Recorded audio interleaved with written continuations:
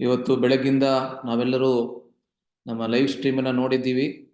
ಬಹಳ ಶ್ರೇಷ್ಠವಾಗಿ, ಬಹಳ ವಿಜೃಂಭಣೆಯಿಂದ, ಬಹಳ ಸಂಭ್ರಮದಿಂದ ಇವತ್ತು ಪ್ರಾಣ ಪ್ರತಿಷ್ಠೆ ಆಗಿದೆ ಅಲ್ಲಿ ಅಯೋಧ್ಯೆಯಲ್ಲಿ. ಅದನ್ನು ನೋಡೋದಕ್ಕೆ ನಿಜವಾಗ್ಲೂ ಎರಡು ಕಣ್ಣು ಸಾಲದು ಅಂತ ನಮ್ಮೆಲ್ಲರಿಗೂ ಅನಿಸಿದೆ. ಆದ್ರಿಂದ ಯಾವಾಗ ಅತಿ ಶೀಘ್ರದಲ್ಲಿ ಅಯೋಧ್ಯೆಗೆ ಹೋಗಿ ನಾವು ದರ್ಶನವನ್ನ, ರಾಮಲಲ್ಲ ದರ್ಶನವನ್ನ ಯಾವಾಗ ಮಾಡ್ತೀವಿ ಅಂತ ನಮ್ಮೆಲ್ಲರಿಗೂ ಕಾತರ ಇದೆ. ಖಂಡಿತವಾಗ್ಲೂ ನಮ್ಮ ಪ್ರಧಾನಮಂತ್ರಿಗಳು ಕೂಡ ಇವತ್ತು ಅದ್ಭುತವಾಗಿ ಅವರ ಭಾಷಣದಲ್ಲಿ ಎಷ್ಟು ಅದ್ಭುತವಾಗಿ ಇವತ್ತು ಅವರು ಮಾತನಾಡಿದ್ದಾರೆ. ಸೊ ವಿಶೇಷವಾದಂಥ ದಿವಸ. ನಿಮ್ಮ ಮನೆಗಳೆಲ್ಲ ನೀವು ದೀಪಾವಳಿಯನ್ನ ಆಚರಿಸಿದ್ದೀರಾ ಆಗಲೇ ಅಥವಾ ಇನ್ನೂ ಆಚರಿಸಲಿದ್ದೀರಾ ಅಂತ ಅನ್ಕೋತೀನಿ. ಪಟಾಕಿ ಹೊಡೆದೇ ಹೋದ್ರೂ ಕೂಡ ದೀಪೋತ್ಸವ ಅದನ್ನ ನಾವು ಖಂಡಿತವಾಗ್ಲೂ ಮಾಡಬಹುದು. ಅದರಿಂದ ಇವತ್ತು ನಾವು ನಮ್ಮ ಸಂಕ್ಷೇಪ ರಾಮಾಯಣದ ಚರ್ಚೆಯನ್ನ ಮುಂದುವರಿಸ್ತಾ ಇದ್ದೇವೆ.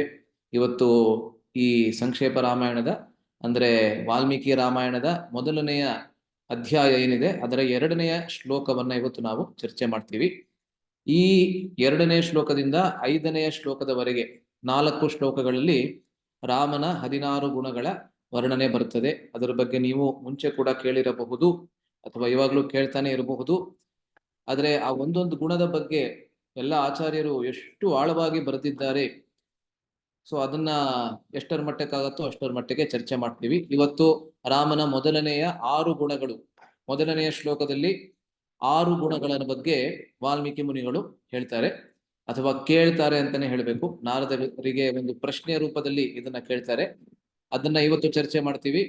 ಮುಂದಿನ ಗುಣಗಳನ್ನ ಬರುವ ವಾರ ಅಥವಾ ಬರುವ ಕಕ್ಷೆಗಳಲ್ಲಿ, ಬರುವ ಚರ್ಚೆಗಳಲ್ಲಿ ನಾವು ಚರ್ಚೆ ಮಾಡ್ತೀವಿ. ಆಯ್ತಾ? ಸೊ ನನ್ನ PPT ಶೇರ್ ಮಾಡ್ಕೋತಾ ಇದ್ದೀನಿ ಇವಾಗ. ಒಂದು ನಿಮಿಷ.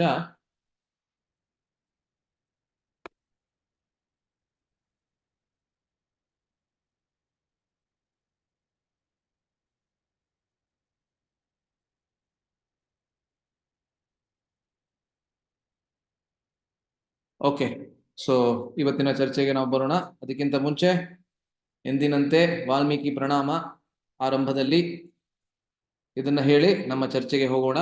ಈ ವಾಲ್ಮೀಕಿ ಪ್ರಣಾಮವನ್ನ ನಾನೇ ಹೇಳ್ಬಿಡ್ತೀನಿ. ಅದಾದ್ಮೇಲೆ ಶ್ಲೋಕವನ್ನ ಎಲ್ಲರೂ ಒಟ್ಟಿಗೆ ಹೇಳ್ಬೋದು.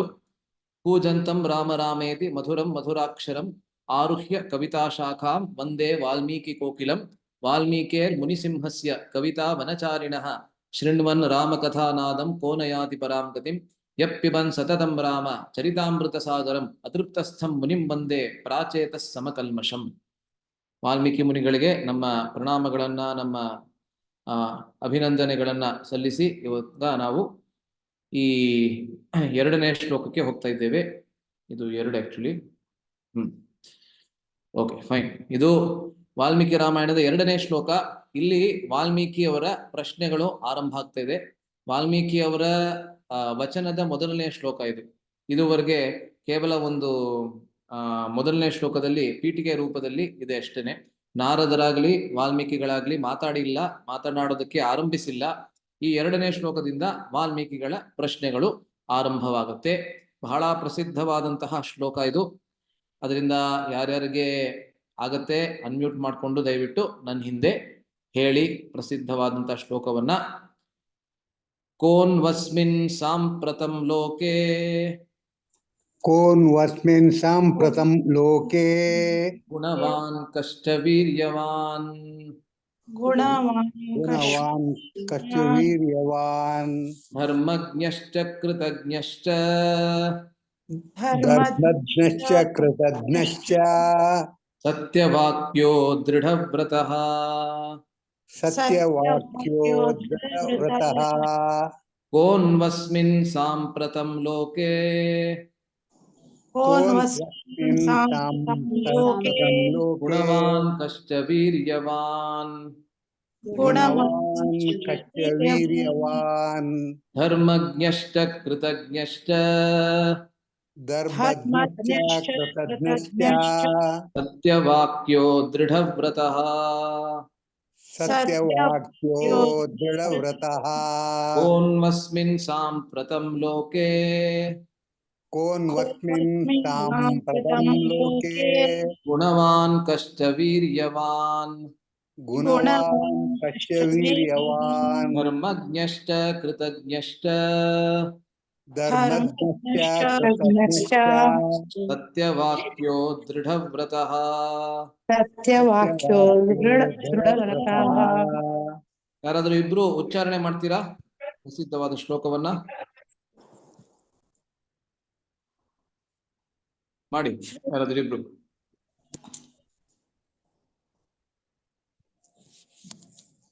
ಹೇಳ್ತೀರಾ ಯಾರಾದ್ರೂ? ಪ್ರಭುಜಿ, ಕೋನ್ ವಸ್ಮಿನ್ ಸಂಪ್ರತಾಂ ಲೋಕೆ ಗುಣವಾನ್ ಕಶ್ಯ ವೀರ್ಯವಾನ್ ಧರ್ಮಜ್ಞಶ್ಚ ಕೃತಜ್ಞಶ್ಚ ಸತ್ಯವಾಕ್ಯೋ ದೃಢವ್ರತಃ. ಹರೇ ಕೃಷ್ಣ ಮಾತ್ ಗುರುಜಿ. ಧನ್ಯವಾದಗಳು ಧನ್ಯವಾದಗಳು. ಬೇರೆ ಹರೇ ಯಾರಾದ್ರೂ? ಕೃಷ್ಣ ಪ್ರಭುಜಿ. ಹಾ, ಹರೇ ಹೇಳಿ ಹೇಳಿ.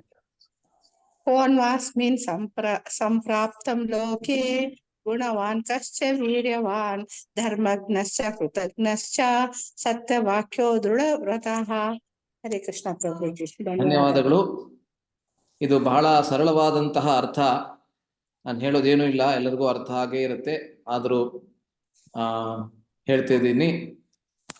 ಕಹ, ಇಲ್ಲಿ ಕಹ ಅಂತ ಏನು ಶಬ್ದ ಬರ್ತದೆ ಆರಂಭದಲ್ಲಿ, ಕಹ ಅಂದ್ರೆ ಸಂಸ್ಕೃತದಲ್ಲಿ ಯಾರು. ಅಸ್ಮಿನ್, ಅಸ್ಮಿನ್ ಅಂದ್ರೆ ಈ, ಇದರಲ್ಲಿ ಅಂತ ಅರ್ಥ. ಸಾಂಪ್ರತಂ ಅಂದ್ರೆ ಈ ವರ್ತಮಾನ ಕಾಲದಲ್ಲಿ, ಅಂದ್ರೆ ಈ ಸಮಯದಲ್ಲಿ. ಲೋಕೆ ಅಂದ್ರೆ ಈ ಲೋಕದಲ್ಲಿ.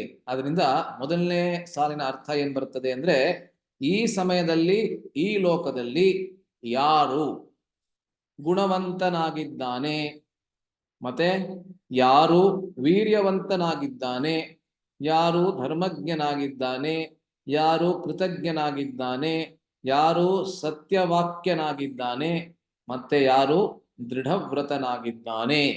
ಬಹಳ ಸರಳವಾದಂತಹ ಅರ್ಥ. ಆಯ್ತಾ? ಸೊ ಇಲ್ಲಿ ಎಷ್ಟು ಗುಣಗಳು ಬಂತು? ಯಾರಾದ್ರೂ ಹೇಳ್ತೀರಾ? ಇಲ್ಲಿ ಎಷ್ಟು ಗುಣಗಳು ಬಂತು? ನಾನು ಆಗ್ಲೇ ಮುಂಚೆ ಹೇಳಿದೆ, ಆದ್ರೂ ಕೇಳ್ತಾ ಇದ್ದೀನಿ. ಎಷ್ಟು ಗುಣಗಳಿದೆ ಇಲ್ಲಿ?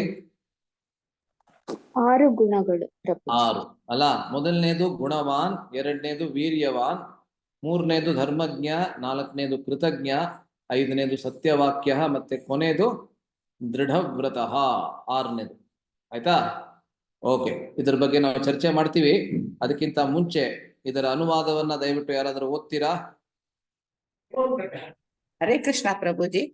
ಗುರುಗಳೇ, ಈಗ ನಾವು ಮಾತನಾಡುವ ಸಮಯದಲ್ಲಿ ಇದೇ ಲೋಕದಲ್ಲಿ ಯಾರು ಎಲ್ಲಾ ಮಂಗಳಕರ ಗುಣಗಳನ್ನು ಹೊಂದಿರುವನು, ಯಾರು ವೀರನು, ಧರ್ಮದ ಸೂಕ್ಷ್ಮತೆಯನ್ನು ತಿಳಿದಿರುವನು, ಕೃತಜ್ಞತೆಯಿಂದ ತುಂಬಿರುವನು, ಸತ್ಯವಂತನು ಮತ್ತು ತನ್ನ ವ್ರತಗಳಲ್ಲಿ ದೃಢನಾಗಿರುವವನು, ಅವನೆಲ್ಲಿದ್ದಾನೆ? ಹರೇ ಕೃಷ್ಣ ಪ್ರಭುಜಿ. ಧನ್ಯವಾದಗಳು. ಧನ್ಯವಾದ. ಈ ಶ್ಲೋಕದಲ್ಲಿ ವಾಲ್ಮೀಕಿ ಮುನಿಗಳು, ನಾನು ಹೇಳಿದ ಹಾಗೆ ಇದು ವಾಲ್ಮೀಕಿಯವರ ಆಶ್ರಮದಲ್ಲಿ ಆಗ್ತಾ ಇದೆ. ವಾಲ್ಮೀಕಿ ಮುನಿಗಳಲ್ಲಿ ಸ್ವಲ್ಪ ರಾಮನ ಬಗ್ಗೆ ಸಂಶಯ ಅಂತ ಹೇಳಕ್ಕಾಗಲ್ಲ, ಆದ್ರೆ ರಾಮನೇ ಎಲ್ಲಾ ಗುಣಗಳನ್ನ ಹೊಂದಿದ್ದಾನ ಎಂಬುದಾಗಿ ಮನಸ್ಸಿನಲ್ಲಿ ಸ್ವಲ್ಪನೇ ಮಟ್ಟಕ್ಕೆ ಸಂದೇಹ ಬಂದಿದೆ. ಏನಕ್ಕೆ ಅಂದ್ರೆ ರಾಮ ಈಗ ತಾನೇ ಸೀತೆಯ ಪರಿತ್ಯಾಗವನ್ನ ಮಾಡಿದ್ದಾನೆ. ಇದ್ರ ಬಗ್ಗೆ ನಾವಾಗ್ಲೇ ಚರ್ಚೆ ಮಾಡಿದ್ವಿ. ಆದ್ರೆ ಅವ್ರಿಗೆ ಸರಿಯಾಗಿ ಗೊತ್ತಿದೆ, ತುಂಬಾ ಚೆನ್ನಾಗಿ ಗೊತ್ತಿದೆ, ರಾಮಚಂದ್ರನೇ ಎಲ್ಲಾ ಗುಣಗಳ ಪ್ರತೀಕ ಅಂತ ಅವ್ರಿಗೆ ಗೊತ್ತಿದೆ. ಆದ್ರೂ ಕೂಡ ಗುರುಗಳು ಬಂದಿದ್ದಾರೆ. ಆದ್ರಿಂದ ಗುರುಗಳ ಮುಖೇನ ಅಂತ ಹೇಳ್ತಾರಲ್ಲ, ಗುರುಗಳ ಮುಖಾರವಿಂದದಿಂದ ಯಾವಾಗ ಕೇಳ್ತೀವಿ ಅವಾಗ ನಮ್ಮ ಜ್ಞಾನ ಏನಿದೆ ಅದು ವಿಜ್ಞಾನವಾಗುತ್ತೆ. ವಿಜ್ಞಾನ ಅಂದ್ರೆ ಸಾಕ್ಷಾತ್ಕೃತವಾದಂತಹ ಜ್ಞಾನ. ಎಲ್ಲಿವರೆಗೆ ನಮಗೆ ಸಾಕ್ಷಾತ್ಕಾರ ಬರೋದಿಲ್ಲ, ನಮ್ಮ ಜ್ಞಾನವಾಗಿ ಉಳ್ಕೊಳ್ತದೆ. ಆ ಜ್ಞಾನವನ್ನ ಯಾವಾಗ ನಾವು ಗುರುಮುಖೇನ ಕೇಳ್ತೀವಿ ಆವಾಗ ಅದು ಸಾಕ್ಷಾತ್ಕಾರ ಭರಿತವಾಗತ್ತೆ. ಅದರಿಂದ ಅದು ವಿಜ್ಞಾನವಾಗುತ್ತೆ ಅಲ್ಲ. ಅದರಿಂದ ಇಲ್ಲಿ ಕೇಳ್ತಾ ಇದ್ದಾರೆ, ಕಹ ಅಸ್ಮಿನ್ ಸಾಂಪ್ರತಂ ಲೋಕೆ, ಈ ಸಮಯದಲ್ಲಿ ಯಾರು ಗುಣವಂತನಾಗಿದ್ದಾನೆ. ಇವಾಗ ಎಲ್ಲವೂ ಕೂಡ ಗುಣನೇ ತಾನೆ. 16 ಗುಣಗಳು ಅಂತ ನಾನು ಹೇಳಿದೆ. ಆ 16 ಗುಣಗಳಲ್ಲಿ ಮೊದಲನೇ ಗುಣ ಯಾವುದು ಗೊತ್ತಾ? ಯಾವ್ದು ಮೊದಲನೇ ಗುಣ? ಯಾರಾದ್ರೂ ಹೇಳ್ತೀರಾ? ಈ ಶ್ಲೋಕದಲ್ಲಿ ಗುಣವಾನ್ ಅಂತ ತೋರಿಸಿದ್ದಾರೆ. ಹಂಗಂದ್ರೆ ಮೊದಲನೇ ಗುಣ ಅಂದ್ರೆ ಗುಣ, ಅರ್ಥ ಆಯ್ತಲ್ಲ? ಮೊದಲನೇ ಗುಣ ಯಾವುದು? ಗುಣ. ಹಂಗಂದ್ರೆ ಏನು? ಇದಕ್ಕೆ ಈ ರೀತಿ ಏನಕ್ಕೆ ಬರೆದಿದ್ದಾರೆ ವಾಲ್ಮೀಕಿಯವರು ಅಂತ ನಮ್ಗೆ ಸ್ವಲ್ಪ ಆಶ್ಚರ್ಯ ಆಗೋದಿಲ್ಲ. 16 ಗುಣಗಳನ್ನು ಹೇಳ್ತಾ ಇದ್ದಾರೆ, ರಾಮಚಂದ್ರನ 16 ಗುಣಗಳು. ಅದರಲ್ಲಿ ಮೊದಲನೇ ಗುಣ. ಅಕಸ್ಮಾತ್ ಇವಾಗ ಆ ತಾಯಿ ಒಬ್ಬ ಶಿಶುವಿಗೆ, ಒಬ್ಬ ಮಗುವಿಗೆ, ಅಂದ್ರೆ ತನ್ನ ಮಗನಿಗೆ ಆ ಅಂಗಡಿಗೆ ಹೋಗಿ ಒಂದಷ್ಟು ಸಾಮಾನುಗಳನ್ನ ತಗೊಂಡ್ ಬಾ ಅಂತ ಹೇಳ್ತಾಳೆ. ನನಗೆ ಎಲ್ಲ ನೆನ್ಪಿರೋದಿಲ್ಲ, ದಯವಿಟ್ಟು ಬರ್ಕೊಡು ಅಂತ ಹೇಳ್ತಾನೆ ಮಗ. ಅವಾಗ ತಾಯಿ ಬರ್ಕೊಡ್ತಾಳೆ. ಅದರಲ್ಲಿ ಎಷ್ಟೊಂದು ಐಟಮ್ಗಳಿರುತ್ತೆ. ಸೊ ಅದನ್ನ ಅಲ್ಲಿ ಮನೆಯಲ್ಲೇ ನೋಡೋದಿಲ್ಲ, ಅಂಗಡಿಗೆ ಹೋದಾದ್ಮೇಲೆ ಮಗ ನೋಡ್ತಾನೆ. ಐಟಮ್ಸ್ ಅಂತ ಇರುತ್ತೆ, ಸಾಮಾನುಗಳು ಅಂತ ಮೇಲ್ಗಡೆ ಬರೆದಿರುತ್ತೆ ಹೆಡಿಂಗ್, ಸಾಮಾನುಗಳು. ಅದರಲ್ಲಿ ಮೊದಲನೇ ಸಾಮಾನ್ ಹೆಸರು ಸಾಮಾನು ಅಂತ ಇರುತ್ತೆ. ಅದಕ್ಕೆ ಏನರ್ಥ? ಏನು ಅರ್ಥನೇ ಇರೋದಿಲ್ಲ ಅಲ್ಲ, ಯಾಕಂದ್ರೆ ಎಲ್ಲಾನು ಸಾಮಾನ್ಯನೇ. ಮತ್ ಸಾಮಾನ್ ಅಂದ್ರೆ ಏನದು ಅಲ್ವಾ? ಸೊ ಅದೇ ರೀತಿಯಲ್ಲಿ ಇಲ್ಲಿ ನಮ್ಗೆ ಅನ್ಸುತ್ತೆ, ಇದೇನು ಎಲ್ಲಾ ಗುಣಗಳು ಹೇಳ್ತಾ ಇದ್ದಾರೆ, ಮೊದಲನೇ ಗುಣ ಗುಣ ಅಂತಾನೆ ಕೊಟ್ಟಿದ್ದಾರಲ್ಲ ಅಂತ. ಆದ್ರೆ ಇದಕ್ಕೆ ವಿಶೇಷವಾದಂತಹ ಅರ್ಥವಿದೆ. ಅದೇನದು ಅರ್ಥ ಅಂತ ಇವಾಗ ನಾವು ಗಮನಿಸೋದಕ್ಕೆ ಹೊರಟಿದ್ದೇವೆ, ಆಯ್ತಾ? ಅದಕ್ಕಿಂತ ಮುಂಚೆ ಇಲ್ಲಿ ಒಂದಷ್ಟು ಅಂಶಗಳನ್ನ ಇಲ್ಲಿ ಹೇಳ್ತಾರೆ ಆಚಾರ್ಯರು, ಅದನ್ನ ಹೇಳ್ಬಿಟ್ಟು ಅಲ್ಲಿಗೆ ಹೋಗೋಣ. ಅಸ್ಮಿನ್ ಲೋಕೆ ಅಂತ ಏನ್ ಬರ್ತಾ ಇದೆ ಶಬ್ದಗಳು, ಎಂದು ಕೇಳಿದುದರಿಂದ ದೇವಲೋಕದಲ್ಲೋ ವೈಕುಂಠದಲ್ಲೋ ಇರುವವನೊಬ್ಬನನ್ನು ಕುರಿತು ಇಲ್ಲಿ ಕೇಳಲಿಲ್ಲವೆಂಬುದು ಸ್ಪಷ್ಟ. ಸೊ ಅಸ್ಮಿನ್ ಲೋಕೆ ಅಂತ ಹೇಳ್ತಾ ಇದ್ದಾರೆ, ಈ ಲೋಕದಲ್ಲಿ. ಆದ್ರಿಂದ ವಾಲ್ಮೀಕಿ ಮುನಿಗಳು ಬಹಳ ನಿರ್ದಿಷ್ಟವಾಗಿ ಸ್ಪೆಸಿಫಿಕ್ ಆಗಿ ಕೇಳ್ತಾ ಇದ್ದಾರೆ. ಅಲ್ಲಿ ಅಲ್ಲೋ ಬೇರೆ ಯಾವುದೋ ಲೋಕದ ಬಗ್ಗೆ ಅವ್ರು ಕೇಳ್ತಾ ಇಲ್ಲ, ಈ ಲೋಕದಲ್ಲಿ ಇಲ್ಲಿ ಮಾತ್ರ ನನಗೆ ಬೇಕಾಗಿರೋದು, ಈ ಲೋಕದಲ್ಲಿ ಯಾರಿದ್ದಾರೆ ಅವ್ರ ಬಗ್ಗೆ ಮಾತ್ರ ಹೇಳಿ ಅಂತ ಹೇಳ್ತಾರೆ. ಸಾಂಪ್ರತಂ ಅಂದ್ರೆ ಈ ಸಮಯದಲ್ಲಿ. ಅದರಿಂದ ಇದರಿಂದ ಏನ್ ಗೊತ್ತಾಗ್ತಾ ಇದೆ, ಹಿಂದೆ ನಡೆದು ಹೋದ ಅವತಾರಗಳ ಬಗ್ಗೆಯೂ ಕೇಳಲಿಲ್ಲವೆಂಬುದು ಸ್ಪಷ್ಟ. ಅಲ್ಲ, ಹಿಂದೆ ಯಾವ ಯಾವ ಅವತಾರಗಳಾಗಿದೆ ಅದ್ರ ಬಗ್ಗೆನೂ ಕೇಳ್ತಾ ಇಲ್ಲ ಇಲ್ಲಿ. ಈ ಸಮಯದಲ್ಲಿ ಯಾರು ಈ 16 ಗುಣಗಳನ್ನು ಹೊಂದಿದ್ದಾನೆ ಅದ್ರ ಬಗ್ಗೆ ಮಾತ್ರ ಕೇಳ್ತಾ ಇದ್ದಾರೆ. ಅದಾದ್ರ ಮುಂದೆ ಹೇಳ್ತಾರೆ, ಮುಂದೆ 5ನೇ ಶ್ಲೋಕದಲ್ಲಿ ನರಂ ಎಂದು ಹೇಳಿರುವುದರಿಂದ ದೇವ ಯೋನಿಯಲ್ಲದೆ ಮನುಷ್ಯ ರೂಪದಲ್ಲೇ ಅವತರಿಸಿರುವ ಭಗವಂತನ ಬಗ್ಗೆ ಕೇಳಿದಂತಾಯ್ತು. ನೋಡಿ ಎಷ್ಟು ನಿರ್ದಿಷ್ಟವಾಗಿ ಕೇಳ್ತಾ ಇದ್ದಾರೆ. ನರ ಅಂತ ಕೂಡ ಉಪಯೋಗಿಸ್ತಾ ಇದ್ದಾರೆ. ಮೊದಲನೇದಾಗಿ ಅಸ್ಮಿನ್ ಲೋಕೆ ಅಂದ್ರೆ ಈ ಲೋಕದಲ್ಲಿ, ಬೇರೆ ಯಾವುದೋ ಲೋಕದಲ್ಲಲ್ಲ. ಎರಡನೇದು ಸಾಂಪ್ರತಂ ಅಂದ್ರೆ ಈ ಸಮಯದಲ್ಲಿ. ಮೂರನೇದು ನರ ಅಂದ್ರೆ ಮನುಷ್ಯ ರೂಪದಲ್ಲಿ ಬಂದಂತಹ ಒಬ್ಬನಲ್ಲಿ 16 ಗುಣಗಳು ಸಂಪೂರ್ಣವಾಗಿರುವುದುಂಟಾ ಅಂತ ಕೇಳ್ತಾ ಇದ್ದಾರೆ. ಆದ್ದರಿಂದ ವಾಲ್ಮೀಕಿಗಳ ಸಮಕಾಲದಲ್ಲೇ ಅಂದ್ರೆ ಕಾಂಟೆಂಪರರಿ, ಮನುಷ್ಯ ರೂಪದಲ್ಲೇ ಅವತರಿಸಿ ಬೇರೆ ಯಾವುದೇ ರೂಪದಲ್ಲಿ ಅವತರಿಸಬಾರದು. ಅಂದ್ರೆ ಆ ಭಗವಂತ ಮೀನಾವತಾರ ಮಾಡಿದ್ರೆ ಅದ್ರ ಬಗ್ಗೆ ಹೇಳ್ತಾ ಇಲ್ಲ, ವರಾಹ ರೂಪದಲ್ಲಿ ಬಂದ್ರೆ ಅದ್ರ ಬಗ್ಗೆ ಹೇಳ್ತಾ ಇಲ್ಲ. ಇಲ್ಲಿಯೂ ಅಂದ್ರೆ ಇದೇ ಲೋಕದಲ್ಲಿ ಮುಂದೆಯೂ ಹೇಳಲ್ಪಡುವ ಗುಣಪೂರ್ಣನಾಗಿರುವವನು ಯಾರು ಅಲ್ಲ ಎಂಬ ಪ್ರಶ್ನೆಗೆ ತಿಳಿದ ಜ್ಞಾನಿಗಳಿಗೆ ಇರುವುದು ಒಂದೇ ಉತ್ತರ, ಅವನೇ ಶ್ರೀರಾಮಚಂದ್ರ ಎಂಬುದಾಗಿ ಇಲ್ಲಿ ಆಚಾರ್ಯರು ಹೇಳ್ತಾರೆ. ಇವಾಗ ಈ ಗುಣಗಳನ್ನ ಒಂದೊಂದಾಗಿ ನಾವು ಚರ್ಚೆ ಮಾಡ್ತೀವಿ, ಆಯ್ತಾ? ಸೊ ಗುಣವಾನ್ ಎಂಬುದು ಮೊದಲನೆಯ ಗುಣ. ಯಾವುದು? ಗುಣವಾನ್ ಅಲ್ಲ. ಈ ಗುಣವಾನ್ ಎಂಬಂತಹ ಶಬ್ದಕ್ಕೆ ಏನ್ ಅರ್ಥ? ಸೊ ಬೇರೆಯವರು ಬೇರೆ ಬೇರೆ ಅರ್ಥಗಳನ್ನ ಕೊಟ್ಟಿದ್ದಾರೆ. ಪ್ರಶಸ್ತ ಗುಣಗಳನ್ನುಳ್ಳವನು, ಪ್ರಶಸ್ತ ಅಂದ್ರೆ ಬಹಳ ಶ್ರೇಷ್ಠ ಗುಣಗಳನ್ನ ಉಳ್ಳವನು ಅಂತ ಮೊದಲನೇ ಆಚಾರ್ಯರು ತಿಲಕ ಎಂಬಂತ ಇದ್ರಲ್ಲಿ ಹೇಳ್ತಾರೆ. ಎರಡನೇವರು ಸಹಜ ನಿತ್ಯಾನಂದ ಗುಣವಂತ. ನಿತ್ಯಾನಂದ ಅಂದ್ರೆ ಅವರು ಶಾಶ್ವತ ಕಾಲದವರೆಗೂ ಆನಂದನಾಗಿರ್ತಾನೆ, ಅದೇ ಅವನ ಗುಣ ಅಲ್ಲ. ಸಚ್ಚಿದಾನಂದ ಎಂಬಂತಹ 3 ಶಬ್ದಗಳಲ್ಲಿ ಆ ಸತ್ ಮತ್ತೆ ಆನಂದ ಅಂತ ತೆಗೆದುಕೊಂಡ್ರೆ ಅದೇನಾಗತ್ತೆ? ನಿತ್ಯಾನಂದ. ಸತ್ ಅಂದ್ರೆ ಏನು? ಶಾಶ್ವತ ಕಾಲದವರೆಗೆ. ಆನಂದ ಅಂದ್ರೆ ಆನಂದ ಭರಿತವಾಗಿರ್ತಕ್ಕಂಥವನು ಅಲ್ಲ. ಸೊ ಈ 3 ಗುಣಗಳಲ್ಲಿ ಸತ್, ಚಿತ್ ಮತ್ತೆ ಆನಂದ ಅಂತ ನಾವೇನ್ ಕೇಳಿದ್ದೀವಿ, ಆತ್ಮದ ಗುಣಗಳು ಮತ್ತೆ ಪರಮಾತ್ಮನ ಗುಣಗಳು ಕೂಡ. ಈ 3 ಗುಣಗಳಲ್ಲಿ ಆ ಆನಂದ ಅನ್ನೋ ಗುಣನೇ ಎಲ್ಲದಕ್ಕಿಂತ ಮುಖ್ಯ ಅಂತ ನಾನು ಕೇಳಿದ್ದೇನೆ. ಯಾಕೆ ಅಂದ್ರೆ ಆ ಆನಂದದಲ್ಲಿ ಅವನು ಭರಿತನಾಗಿದ್ದಾನೆ. ಆದ್ದರಿಂದಲೇ ನಾವೆಲ್ಲರೂ ಕೂಡ ಆನಂದವನ್ನ ಅರಿಸುತ್ತಿದ್ದೇವೆ, ಅಂದ್ರೆ ಹುಡುಕುತ್ತಿದ್ದೇವೆ. ಆನಂದಮಯೋಭ್ಯಾಸಾತ್ ಅಲ್ಲ. ಸೊ ಇದೆರಡು ಈ ರೀತಿ ಹೇಳ್ತಾರೆ. ಆದರೆ ಇದಕ್ಕೆ ಮೂಲವಾದಂತಹ ಅರ್ಥ, ಬಹಳ ಅದ್ಭುತವಾದಂತಹ ಅರ್ಥವನ್ನ ಸೌಶೀಲ್ಯ ಎಂಬುದಾಗಿ ಕೊಟ್ಟಿದ್ದಾರೆ. ಸೌಶೀಲ್ಯ ಎಂದ್ರೆ ಏನು ಅಂತ ಇವಾಗ ನಾವು ಚರ್ಚೆ ಮಾಡ್ತೇವೆ ಅಲ್ಲ. ಈ ಗುಣವಾನ್ ಎಂಬಂತಹ ಶಬ್ದಕ್ಕೆ ಏನ್ ಅರ್ಥ ಅಂದ್ರೆ ಸೌಶೀಲ್ಯ, ಸುಶೀಲತೆ. ಶೀಲ ಮತ್ತೆ ಸುಶೀಲ, ಸೌಶೀಲ್ಯ ಅಂತ ಶಬ್ದ ಬರ್ತದೆ. ಇದಕ್ಕೆ ಏನರ್ಥ ಇಲ್ಲಿ ನೋಡ್ತೀರಾ ನೀವು. ತನಗಿಂತ ಕೆಳಗಿನವರಲ್ಲಿಯೂ ಹೊಂದಿಕೊಂಡು ಅವರೊಡನೆಯೂ ಬೆರೆತು ನಡೆಯುವ ಗುಣವಿದು.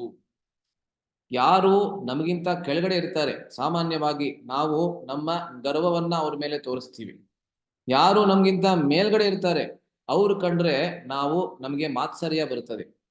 ಮತ್ತೆ ನಮ್ಮ ಸಮಾನದಲ್ಲಿ ಇರ್ತಕ್ಕಂಥವ್ರು ಯಾರಿರ್ತಾರೆ ಅವ್ರ ಕಂಡ್ರೆ ನಾವೇನ್ ಮಾಡ್ತೀವಿ, ಅವ್ರ ಕಂಡ್ರೆ ನಾವು ದ್ವೇಷ ಮಾಡ್ತೀವಿ.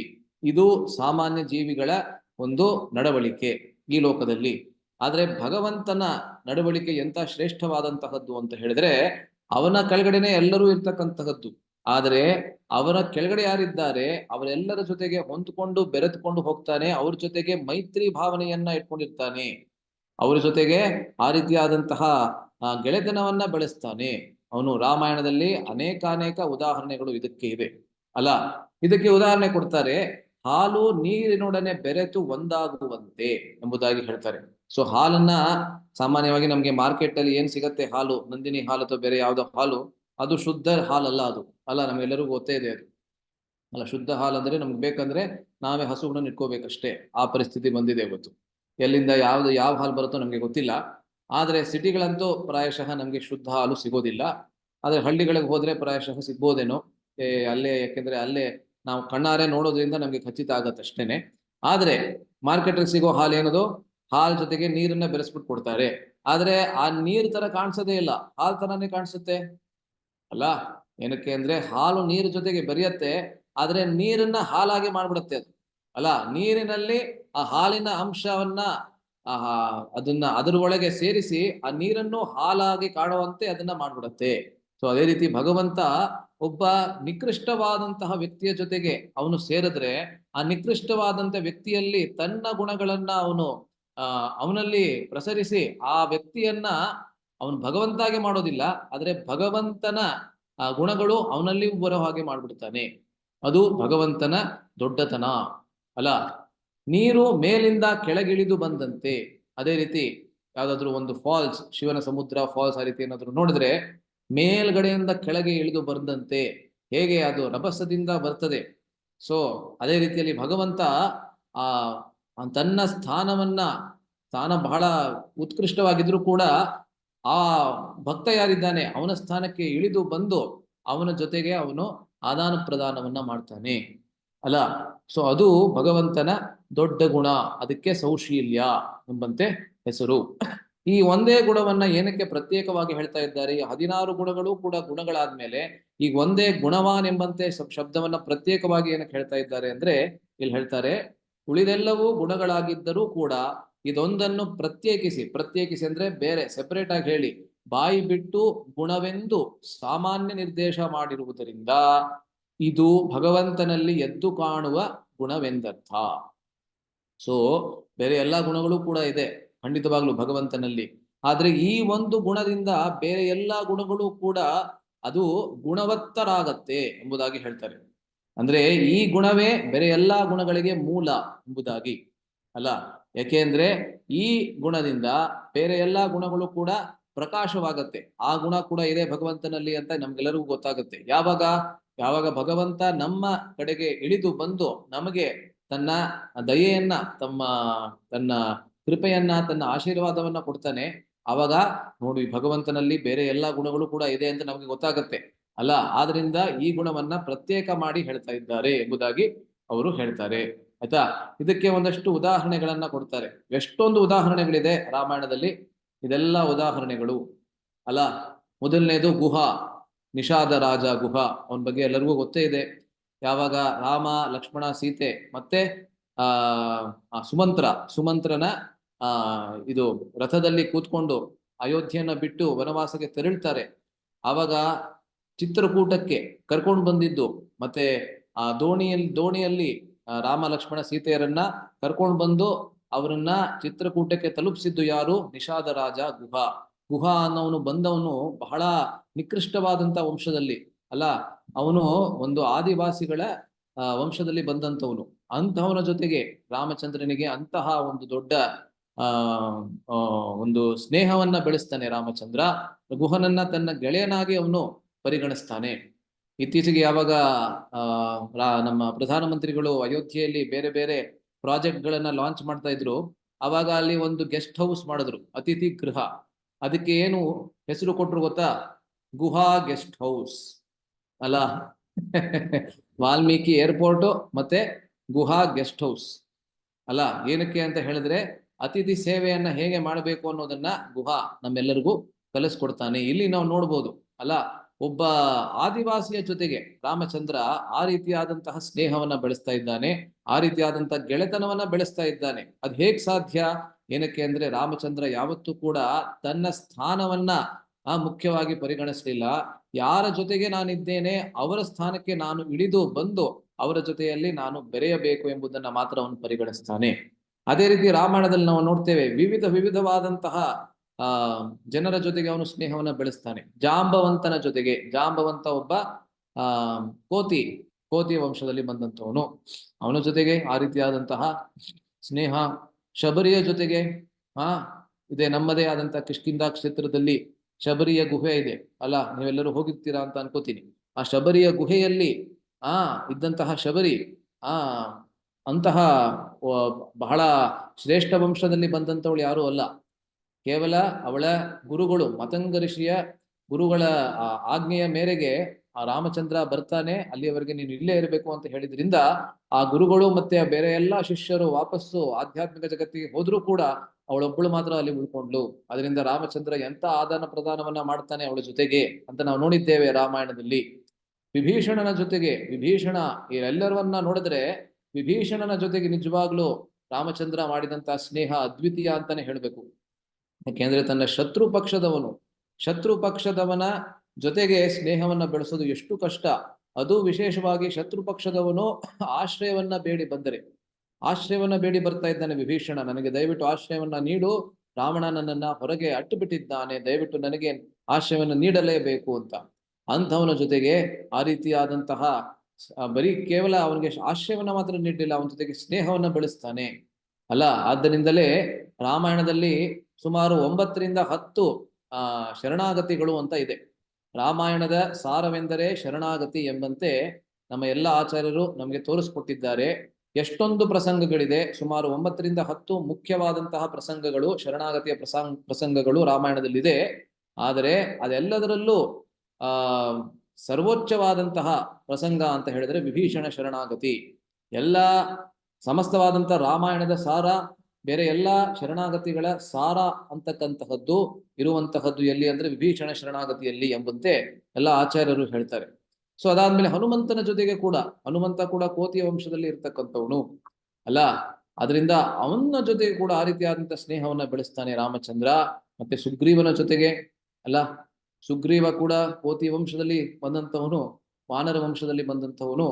ಮತ್ತೆ ಅವನಿಗೂ ರಾಮಚಂದ್ರಿಗೂ ಅವರಿಬ್ಬರ ನಡುವೆ ಇದ್ದಂತಹ ಸಾಮ್ಯಗಳು ಬಹಳ ಕಡಿಮೆ, ಯಾವುದೇ ರೀತಿಯಾದ ಸಾಮ್ಯವೇ ಇಲ್ಲ ಅಂತ ಹೇಳ್ಬೋದು ನಾವು ಬೇಕಾದ್ರೆ, ಸಿಮಿಲಾರಿಟಿ ಯಾವುದೂ ಇಲ್ಲ. ಆದ್ರೂ ಕೂಡ ಅವರಿಬ್ಬರ ನಡುವೆ ಇದ್ದಂತಹ ಮೈತ್ರಿ ಅದು ಎಷ್ಟಹ ಒಂದು ಅದ್ಭುತವಾದಂತಹ ಉದಾಹರಣೆಯನ್ನ ಅವನು ಸ್ಥಾಪಿಸ್ತಾನೆ. ಅದರಿಂದ ಈ ಒಂದು ಸೌಶೀಲ್ಯ ಎಂಬಂತ ಗುಣ ಏನಿದೆ, ಎಲ್ಲಾ ಗುಣಗಳ ಬುಡ ಇದ್ದಂತೆ, ಎಲ್ಲಾ ಗುಣಗಳಿಗೂ ಆಧಾರವಿದ್ದಂತೆ ಎಂಬುದಾಗಿ ಇಲ್ಲಿ ಗೋವಿಂದರಾಜರು ಹೇಳ್ತಾರೆ. ಅದರಿಂದ ಗುಣವಾನ್ ಎಂಬಂತಹ ಶಬ್ದಕ್ಕೆ ಸುಶೀಲವಂತ ಅಥವಾ ಸೌಶೀಲ್ಯವನ್ನ ಹೊಂದಿರುವಂತಹವನು ಎಂಬುದಾಗಿ ಇಲ್ಲಿ ಅರ್ಥವನ್ನ ನಾವು ಮಾಡಬಹುದು. ಅರ್ಥವಾಗ್ತಾ ಇದೆಯಲ್ಲ? ಯಾವ ಗುಣ ಬೇರೆ ಎಲ್ಲಾ ಗುಣಗಳಿಗೂ ಗುಣವತ್ತನ್ನ ಕೊಡ್ತದೆ, ಆ ಗುಣ ಇದೆ ಅಂತ ಭಗವಂತನಲ್ಲಿ ತೋರಿಸುತ್ತೆ. ಯಾವ್ದ್ರಿಂದ? ಈ ಗುಣದಿಂದ. ಸೊ ಉದಾಹರಣೆಗೆ ಬೆಕ್ಕನ್ ಲೈಟ್ ಅಂತ ಹೇಳ್ತಾರೆ. ಬೆಕ್ಕನ್ ಲೈಟ್ ಅಂದ್ರೆ ನೀವು ಕೇಳಿರ್ಬೋದು, ಯಾವಾಗ ಬೆಕ್ಕನ್ ಲೈಟ್ ಅನ್ನು ಹಾಕ್ತೀರಾ, ಬೇರೆ ಎಷ್ಟೊಂದು ಸಣ್ಣ ಸಣ್ಣ ಲೈಟ್ ಇದ್ರೂ ಕೂಡ ಈ ಒಂದು ಬೆಕ್ಕನ್ ಲೈಟ್ ಇದ್ರೆ ಆವಾಗ ಎಲ್ಲ ಇದೆ ಅಂತ ನಮಗೆ ಗೊತ್ತಾಗುತ್ತೆ. ಸೊ ಅದೇ ರೀತಿಯಲ್ಲಿ ಇಲ್ಲಿ ಹೇಳ್ತಾರೆ, ಈ ಒಂದು ಗುಣದಿಂದ, ಸೌಶೀಲ್ಯ ಎಂಬಂತ ಗುಣದಿಂದ ರಾಮಚಂದ್ರನಲ್ಲಿ ಬೇರೆ ಎಲ್ಲಾ ಗುಣಗಳು ಇರ್ತಕ್ಕಂತಹದ್ದು ನಮ್ಗೆ ಗೊತ್ತಾಗ್ತದೆ. ಅದರಿಂದ ಇದು ಎಲ್ಲದಕ್ಕಿಂತ ಮುಖ್ಯವಾದಂತಹ ಗುಣ. ಅದು ಗುಣಾನೇ ಗುಣ, ಆದರೆ ಗುಣವಂತ ರಾಮಚಂದ್ರ, ಏಕೆಂದ್ರೆ ಅವನು ಸುಶೀಲವಂತ ಅಥವಾ ಸೌಶೀಲ್ಯವನ್ನ ಹೊಂದಿರತಕ್ಕಂಥವನು. ಇದು ಮೊದಲನೇ ಗುಣ, ಗುಣವಾನ್ ಎಂಬಂತಹ ಗುಣ. ಇದಾದ್ಮೇಲೆ ಎರಡನೇ ಗುಣಕ್ಕೆ ನಾವು ನೋಡೋಣ, ವೀರ್ಯವಾನ್. ಎರಡನೇ ಗುಣ ವೀರ್ಯವಾನ್. ವೀರ್ಯವಾನ್ ಎಂಬಂತ ಶಬ್ದಕ್ಕೆ ಮತ್ತೆ ಬೇರೆ ಬೇರೆ ಅರ್ಥಗಳನ್ನ ಮಾಡಿದ್ದಾರೆ. ಆದರೆ ಯಾವುದು ಪ್ರಧಾನವಾದಂತ ಅರ್ಥ ಇದೆ, ಪ್ರಾಯಶಃ ಎಲ್ಲ ಅರ್ಥವನ್ನ ಗೋವಿಂದರಾಜರು ಕೊಟ್ಟಿದ್ದಾರೆ. ಅದನ್ನ ನಾನು ಇಲ್ಲಿ ಬೋಲ್ಡ್ ಲೆಟರ್ಸ್ ನಲ್ಲಿ ಹಾಕಿದ್ದೇನೆ, ದಪ್ಪ ಅಕ್ಷರದಲ್ಲಿ ಇಲ್ಲಿ ಹಾಕಿದ್ದೇನೆ. ಸೊ ಮೊದಲನೇ ಅರ್ಥವನ್ನ ಬೇರೆ ಎಲ್ಲ ವ್ಯಾಖ್ಯಾನಕಾರರು ಕೊಡ್ತಾರೆ. ಅಸ್ತ್ರ ಬಲಗಳಿಂದುಂಟಾದ ಶಕ್ತಿ ವಿಶೇಷದಿಂದ ಶತ್ರುಗಳನ್ನು ಸೋಲಿಸುವ ಸಾಮರ್ಥ್ಯ ಎಂಬಂತೆ ಕೆಲವರು ಹೇಳ್ತಾರೆ. ಸೊ ಇದು ಸಾಮಾನ್ಯವಾದಂತಹ ಅರ್ಥ. ಸಾಮಾನ್ಯವಾಗಿ ನಾವೆಲ್ಲರಿಗೆ ಅಥವಾ ಯಾರಿಗಾದ್ರೂ ವೀರ ಅಂತ ಕರಿಬೇಕಾದ್ರೆ, ಉದಾಹರಣೆಗೆ ನಮ್ಮ ಸೈನಿಕರು ಪಾಕಿಸ್ತಾನದ ಜೊತೆಗೆ ಬೇರೆ ಎಲ್ಲ ಈ ಆತಂಕವಾದಿಗಳ ಜೊತೆಗೆ ಹೋರಾಡಬೇಕಾದ್ರೆ ಅವರನ್ನ ನಾವು ವೀರರು ಅಂತ ಕರಿತೇವೆ. ಯಾವ ಅರ್ಥದಲ್ಲಿ ಕರಿತೇವೆ? ಅವರ ದೈಹಿಕ ಸಾಮರ್ಥ್ಯದಿಂದ ಮತ್ತೆ ಪ್ರಾಯಶಃ ಅವರ ದಿಟ್ಟಿನ ಸ್ವಭಾವ ಏನಿದೆ, ಅವರ ಧೈರ್ಯ ಏನಿದೆ, ಆ ಒಂದು ಸ್ವಭಾವದಿಂದ, ಆ ಒಂದು ಗುಣಗಳಿಂದ ಅವರಿಗೆ ವೀರರು ಅಂತ ನಾವು ಕರಿತೇವೆ ಅಲ್ಲ. ಅವರಲ್ಲಿ ವೀರ್ಯ ಎಂಬುದು ಇದೆ ಅಂತ ನಾವು ಕರಿತೇವೆ. ಆದ್ರೆ ಇಲ್ಲಿ ಒಂದು ಭಿನ್ನವಾದಂತ ಅರ್ಥವನ್ನ ಗೋವಿಂದರಾಜರು ಅದ್ಭುತವಾಗಿ ಹೇಳಿದ್ದಾರೆ. ಅದನ್ನ ಇಲ್ಲಿ ನೀವು ನೋಡ್ಬೋದು. ವಿಕಾರಕ್ಕೆ ಅನೇಕ ಪ್ರಬಲ ಕಾರಣಗಳಿದ್ದರೂ ಕೂಡ ವಿಕೃತವಾಗದೆ ಉಳಿಯುವ ಶಕ್ತಿಯೇ ದಾರ್ಢ್ಯವೇ ವೀರ್ಯ ಎಂಬಂತೆ ಭೂಷಣದಲ್ಲಿ ಗೋವಿಂದರಾಜರು ಹೇಳ್ತಾರೆ. ವಿಕಾರಕ್ಕೆ ಅನೇಕ ಪ್ರಬಲ ಕಾರಣಗಳಿದ್ದರೂ ಕೂಡ ವಾಗದೆ ಉಳಿಯುವ ಶಕ್ತಿ. ವಿಕಾರ ಹೊಂದುವುದಕ್ಕೆ, ವಿಕಾರ ಅಂದ್ರೆ ಚೇಂಜ್ ಅಲ್ಲ. ಸಾಮಾನ್ಯವಾಗಿ ವಿಕಾರ ಅನ್ನೋದು ನೆಗೆಟಿವ್ ಚೇಂಜ್ ಅದಕ್ಕೆ ಉಪಯೋಗಿಸ್ತೀವಿ. ನಕಾರಾತ್ಮಕವಾದಂತ ಬದಲಾವಣೆಗೆ ಸಾಮಾನ್ಯವಾಗಿ ವಿಕಾರ ಅಂತ ಹೇಳಿದ್ದಾರೆ. ಯದ್ಯಪಿ ವಿಕಾರ ಅನ್ನೋದು ಸಕಾರಾತ್ಮಕವಾಗಿಯೂ ಇರಬಹುದು, ಆದ್ರೆ ಸಾಮಾನ್ಯವಾಗಿ ನಾವು ಉಪಯೋಗಿಸುವಂತಹದ್ದು ನಕಾರಾತ್ಮಕವಾದಂತಹ ಬದಲಾವಣೆ. ಅದರಿಂದ ವಿಕಾರವನ್ನ ಪಡೆಯೋದಕ್ಕೆ ಸಾಕಷ್ಟು ಕಾರಣಗಳಿರ್ತದೆ. ಆದ್ರೂ ಕೂಡ ಒಬ್ಬ ಮನುಷ್ಯನ ಮನಸ್ಸಿನ ಸ್ಥೈರ್ಯ ಎಂತಹ ಅದ್ಭುತವಾಗಿರ್ತದೆ ಅಂದ್ರೆ ಅವನು ವಿಕೃತನಾಗೋದಿಲ್ಲ. ಅವನು ಯಾವತ್ತೂ ಕೂಡ ತನ್ನ ಧೈರ್ಯವನ್ನ ಕಳ್ಕೊಳ್ಳೋದಿಲ್ಲ. ಧೈರ್ಯ ಅಂದ್ರೆ ಎರಡರ್ಥ. ಒಂದು ಕನ್ನಡದ ಧೈರ್ಯ ಅಂದ್ರೆ ಕರೇಜ್ ಅಲ್ಲ, ಅದೊಂದರ್ಥ. ಇನ್ನೊಂದು ಧೈರ್ಯ ಅಂದ್ರೆ ಸಂಸ್ಕೃತದಲ್ಲಿ ಮತ್ತೊಂದು ಅರ್ಥ ಇದೆ. ಏನದು ಇನ್ನೊಂದು ಅರ್ಥ? ಯಾರಾದ್ರೂ ಹೇಳ್ತೀರಾ? ಧೈರ್ಯ ಎಂಬಂತ ಶಬ್ದಕ್ಕೆ ಮತ್ತೊಂದು ಅರ್ಥ ಇದೆ. ಯಾವ್ದದು? ಯಾರಿಗಾರು ಗೊತ್ತಿದ್ಯಾ? ಓಕೆ, ಧೈರ್ಯ ಅಂದ್ರೆ ತಾಳ್ಮೆ ಕೂಡ. ಸಂಸ್ಕೃತದಲ್ಲಿ ಧೈರ್ಯಂ ಉತ್ಸಾಹಾತ್ ನಿಷ್ಠಯಾತ್ ಧೈರ್ಯಾತ್ ಎಂಬಂತೆ ನಮ್ಮ ಉಪದೇಶಾಮೃತದಲ್ಲಿ ನಾವೇನ್ ನೋಡ್ತೇವೆ, ಅಲ್ಲಿ ಧೈರ್ಯ ಎಂಬಂತ ಶಬ್ದಕ್ಕೆ ಏನರ್ಥ? ತಾಳ್ಮೆ ಅಂತ ಅರ್ಥ. ಅದರಿಂದ ತನ್ನ ತಾಳ್ಮೆಯನ್ನ ಯಾವತ್ತೂ ಕಳೆದುಕೊಳ್ಳೋದಿಲ್ಲ ರಾಮಚಂದ್ರ ಅಲ್ಲ. ಅದಕ್ಕೆ ಒಂದು ಉದಾಹರಣೆ ಕೊಡ್ತಾ ಇದ್ದಾರೆ ನೋಡಿ. ಔಷಧಿಯೊಂದು ಕಾಯಿಲೆಯ ಎಲ್ಲಾ ಪ್ರಭಾವಗಳನ್ನು ಮೀರಿ ಒಬ್ಬಾತನನ್ನು ಗುಣಪಡಿಸುವಂತೆ. ನಮ್ಮ ದೇಹದಲ್ಲಿ ಕಾಯಿಲೆ ಯಾವಾಗ ಬರುತ್ತೆ, ಒಂದ್ ಪಕ್ಷದಲ್ಲಿ ಜ್ವರ ಬಂತು ಅಂತ ಇಟ್ಕೊಳ್ಳಿ. ಅವಾಗ ನಮ್ಮ ದೇಹದ ಸಂಪೂರ್ಣ ಎಲ್ಲಾ ಕಡೆಯಲ್ಲೂ ಜ್ವರ ಅನ್ನೋದು ಇರ್ತದೆ ಅಲ್ಲ. ಹಣೆ ಮುಟ್ಟಿದ್ರೆ ಜ್ವರ, ಕತ್ತನ್ನ ಮುಟ್ಟಿದ್ರೆ ಜ್ವರ, ಕೈ ಮುಟ್ಟಿದ್ರೆ ಜ್ವರ, ಕಾಲನ್ನ ಮುಟ್ಟಿದ್ರೆ ಜ್ವರ, ಎಲ್ಲಾ ಕಡೆಯಲ್ಲೂ ಜ್ವರ ಇರ್ತದೆ. ಆದರೆ ನಾವೇನ್ ಔಷಧಿ ತಗೋತೀವಿ ಅದು ಸಣ್ಣ ಪ್ರಮಾಣ ಇರ್ತದೆ. ಆ ಸಣ್ಣ ಪ್ರಮಾಣದ ಔಷಧಿಯಿಂದ ಸಮಸ್ತವಾದಂತಹ ನೆಗೆಟಿವ್ ಎಫೆಕ್ಟ್ಸ್ ಏನಿದೆ, ನಕಾರಾತ್ಮಕವಾದಂತಹ ಯಾವ ಪ್ರಭಾವ ಇದೆ ನಮ್ಮ ಶರೀರದಲ್ಲಿ ಜ್ವರದಿಂದ, ಅದೆಲ್ಲವನ್ನ ಜಯಿಸ್ಕೊಂಡು ಆ ಔಷಧಿ ನಮ್ಮನ್ನ ಗುಣ ಮಾಡಿಬಿಡುತ್ತೆ ಅಲ್ಲ. ಸೊ ಅದೇ ರೀತಿಯಲ್ಲಿ ವೀರ್ಯ ಅಂದ್ರೆ ಏನು? ಅನೇಕ ನಕಾರಾತ್ಮಕವಾದಂತಹ ಪರಿಸ್ಥಿತಿಗಳಿರ್ಬೋದು, ಆದರೆ ನಮ್ಮ ಮನಸ್ಸಿನ ಸ್ಥೈರ್ಯ ಒಂದರಿಂದಲೇ ಆ ಎಲ್ಲವನ್ನ ಗುಣಪಡಿಸುವಂತೆ ಅದು ವೀರ್ಯ ಎಂಬಂತೆ ಇಲ್ಲಿ ಹೇಳ್ತಾರೆ. ಅದರಿಂದ ಇಲ್ಲಿ ಹೇಳ್ತಾರೆ ನೋಡಿ, ಶರೀರದಲ್ಲಾಗಲಿ ಮನಸ್ಸಿನಲ್ಲಾಗಲಿ ಅಥವಾ ಮಾತಿನಲ್ಲಾಗಲಿ ಶ್ರೀರಾಮಚಂದ್ರ ಎಂದೂ ವಿಕಾರಕ್ಕೆ ಒಳಗಾದವನಲ್ಲ. ಇದಕ್ಕೆ ಉದಾಹರಣೆಗಳು ಯಾವುದು? ರಾಮಾಯಣದಲ್ಲಿ ಅರಣ್ಯಗಮನ. ನಿನ್ನೆ ತಾನೇ ದಶರಥ ದೊಡ್ಡ ಘೋಷಣೆಯನ್ನು ಮಾಡಿದ್ದಾನೆ. ರಾಮಚಂದ್ರನನ್ನ ನಾನು ಅಯೋಧ್ಯೆಗಲ್ಲ, ಕೇವಲ ಅಯೋಧ್ಯೆಗೆ ಮಾತ್ರ ಅಲ್ಲ, ಸಮಸ್ತವಾದಂತ ಭೂಮಂಡಲಕ್ಕೆ ನಾನು ರಾಜನಾಗಿ ಮಾಡ್ತೇನೆ. ಆದರೆ ಇವತ್ತು ಪರಿಸ್ಥಿತಿ ಬದಲಾಗ್ಬಿಟ್ಟಿದೆ. ಕೈಕೇಯಿ ಆ ರೀತಿಯಾದಂತಹ ವರದಾನವನ್ನ ಕೇಳಿದ್ದಾಳೆ. ನನಗೆ ಅರಣ್ಯಕ್ಕೆ ಹೋಗುವಂತೆ ದಶರಥನೇ ನುಡಿತಾ ಇದ್ದಾನೆ. ಆವಾಗ ರಾಮಚಂದ್ರನಲ್ಲಿ ಯಾವ್ದಾದ್ರು ವಿಕಾರ ಬಂತ? ಯಾವುದೂ ಸಣ್ಣದಂತೆ ಒಂದು ಸಣ್ಣ ವಿಕಾರವೂ ಕೂಡ ಬರಲಿಲ್ಲ. ಅಂತಹ ದೊಡ್ಡ ಮನಸ್ಸು ಒಂದು, ಅಂತಹ ದೊಡ್ಡ ಧೈರ್ಯ ಅವನಲ್ಲಿ. ಧೈರ್ಯ ಆ ರೀತಿ ಇತ್ತು, ತಾಳ್ಮೆ ಅನ್ನೋದು ಆ ರೀತಿಯಲ್ಲಿ ಇತ್ತು. ಅವನು ಯಾವತ್ತೂ ವಿಕಾರಕ್ಕೆ ಒಳಗಾದವನಲ್ಲ. ಇದು ಒಂದು ಉದಾಹರಣೆ ಅಲ್ಲ. ಕೇವಲ ಹಾಗೆ ಆ ಪರಿಸ್ಥಿತಿಗಳನ್ನ ಮಾತ್ರ ಹೇಳ್ತಾ ಇದ್ದೀನಿ, ಸನ್ನಿವೇಶಗಳನ್ನ ಮಾತ್ರ ಹೇಳ್ತಾ ಇದ್ದೇನೆ. ಇದ್ರ ಬಗ್ಗೆ ಎಲ್ಲರೂ ಗೊತ್ತೇ ಇದೆ. ಆದ್ರಿಂದ ಎರಡನೇದು ಯಾವುದು? ಜನಸ್ಥಾನದಲ್ಲಿ. ಜನಸ್ಥಾನ ಅಂದ್ರೆ ಯಾವ ಕ್ಷೇತ್ರ? ಯಾರು ಹೇಳ್ತೀರಾ? ಇವತ್ತಿನ ಯಾವ ಕ್ಷೇತ್ರ ಯಾರಿಗಾರು ಗೊತ್ತಿದ್ಯಾ?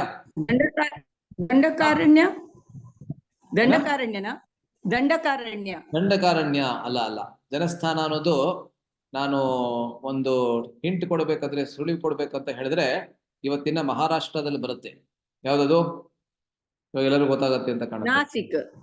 ನಾಸಿಕ್. ಆ ನಾಸಿಕ್ ಹತ್ರ ಇನ್ನೊಂದು ಕ್ಷೇತ್ರ. ಕ್ಷೇತ್ರ ಅಂತ ಇಲ್ಲ, ಅದು ಒಂದು ಊರು ಇವತ್ತು. ಪಂಡರಿಪುರನು. ಪಂಡರ್ಪುರ ಇಲ್ಲ. ರಾಮಚಂದ್ರ ಪಂಡರ್ಪುರಕ್ಕೆ ಬಂದಂತೆ ನಮ್ಗೆ ಕಾಣೋದಿಲ್ಲ ರಾಮಾಯಣದಲ್ಲಿ. ಇವತ್ತಿನ ನಾಗ್ಪುರ್ ಆಯ್ತಲ್ಲ, ಇವತ್ತಿನ ನಾಗ್ಪುರ್ ಏನಿದೆ ಅದು ಜನಸ್ಥಾನ. ಮತ್ತೆ ಇವತ್ತಿನ ನಾಸಿಕ್ ಅದು ಪಂಚವಟಿ. ಅರ್ಥ ಆಗ್ತದಲ್ಲ? ಸೊ ಪಂಚವಟಿ, ನಾಸಿಕ್ ಮತ್ತೆ ನಾಗ್ಪುರ್ ಅನ್ನೋದು ಜನಸ್ಥಾನ. ಇನ್ನು ಪಂಚವಟಿಗೆ ಬಂದಿರ್ಲಿಲ್ಲ ಆವಾಗ. ಅಲ್ಲಿ 14,000 ರಾಕ್ಷಸರು ಬರ್ತಾರೆ. ಯಾರದು? ಖರದೂಷಣ. ಖರದೂಷಣ ಅಂದ್ರೆ ಯಾರು? ಯಾರಾದ್ರೂ ಹೇಳ್ತೀರಾ? ಶೂರ್ಪನಖಿಯ ಬ್ರದರ್ಸ್ ಅಲ್ಲ? ಕರೆಕ್ಟ್. ಹರೇ ಕೃಷ್ಣ. ಶೂರ್ಪಣಖೆಯ ಅಣ್ಣಂದ್ರು. ಅಣ್ಣಂದಿರು. ಶೂರ್ಪಣಖೆಯ ಅಣ್ಣಂದ್ರು ಖರ ಮತ್ತೆ ದೂಷಣ. ಆಮೇಲೆ ತ್ರಿಶಿರಸ್ ಅಂತ ಮತ್ತೊಬ್ಬ ಇದ್ದ, ಅವ್ರ ಬಗ್ಗೆ ಇರ್ಲಿ. ಆದ್ರೆ ಖರ ದೂಷಣರ ನೇತೃತ್ವದಲ್ಲಿ 14,000 ರಾಕ್ಷಸರು ಬರ್ತಾರೆ ಜನಸ್ಥಾನದಲ್ಲಿ. ಶೂರ್ಪಣಖೆಗೆ ಯಾವಾಗ ಪಂಚವಟಿಯಲ್ಲಿ ಮೂಗನ್ನ ತೆಗೆದು ಬಿಡ್ತಾನೆ ಲಕ್ಷ್ಮಣ, ಆವಾಗ ಅವಳು ಅಲ್ಲಿಗೆ ಹೋಗಿ ಖರದೂಷಣರಿಗೆ ಹೇಳ್ತಾರೆ. ಅವರು ಕರ್ಕೊಂಡು ಬರ್ತಾರೆ 14,000 ರಾಕ್ಷಸರನ್ನ. ಅವರ ಜೊತೆಗೆ ರಾಮಚಂದ್ರ ಯುದ್ಧವನ್ನ ಮಾಡ್ಬೇಕಾದ್ರೆ ರಾಮಚಂದ್ರ ಲಕ್ಷ್ಮಣನಿಗೆ ಹೇಳ್ತಾನೆ, ದಯವಿಟ್ಟು ಸೀತೆಯನ್ನ ಒಳಗೆ ಕರ್ಕೊಂಡು ಹೋಗು. ಒಳಗೆ ಅಂದ್ರೆ ಎಲ್ಲಿಗೆ? ಕುಟೀರದ ಒಳಗೆ ಕರ್ಕೊಂಡು ಹೋಗು.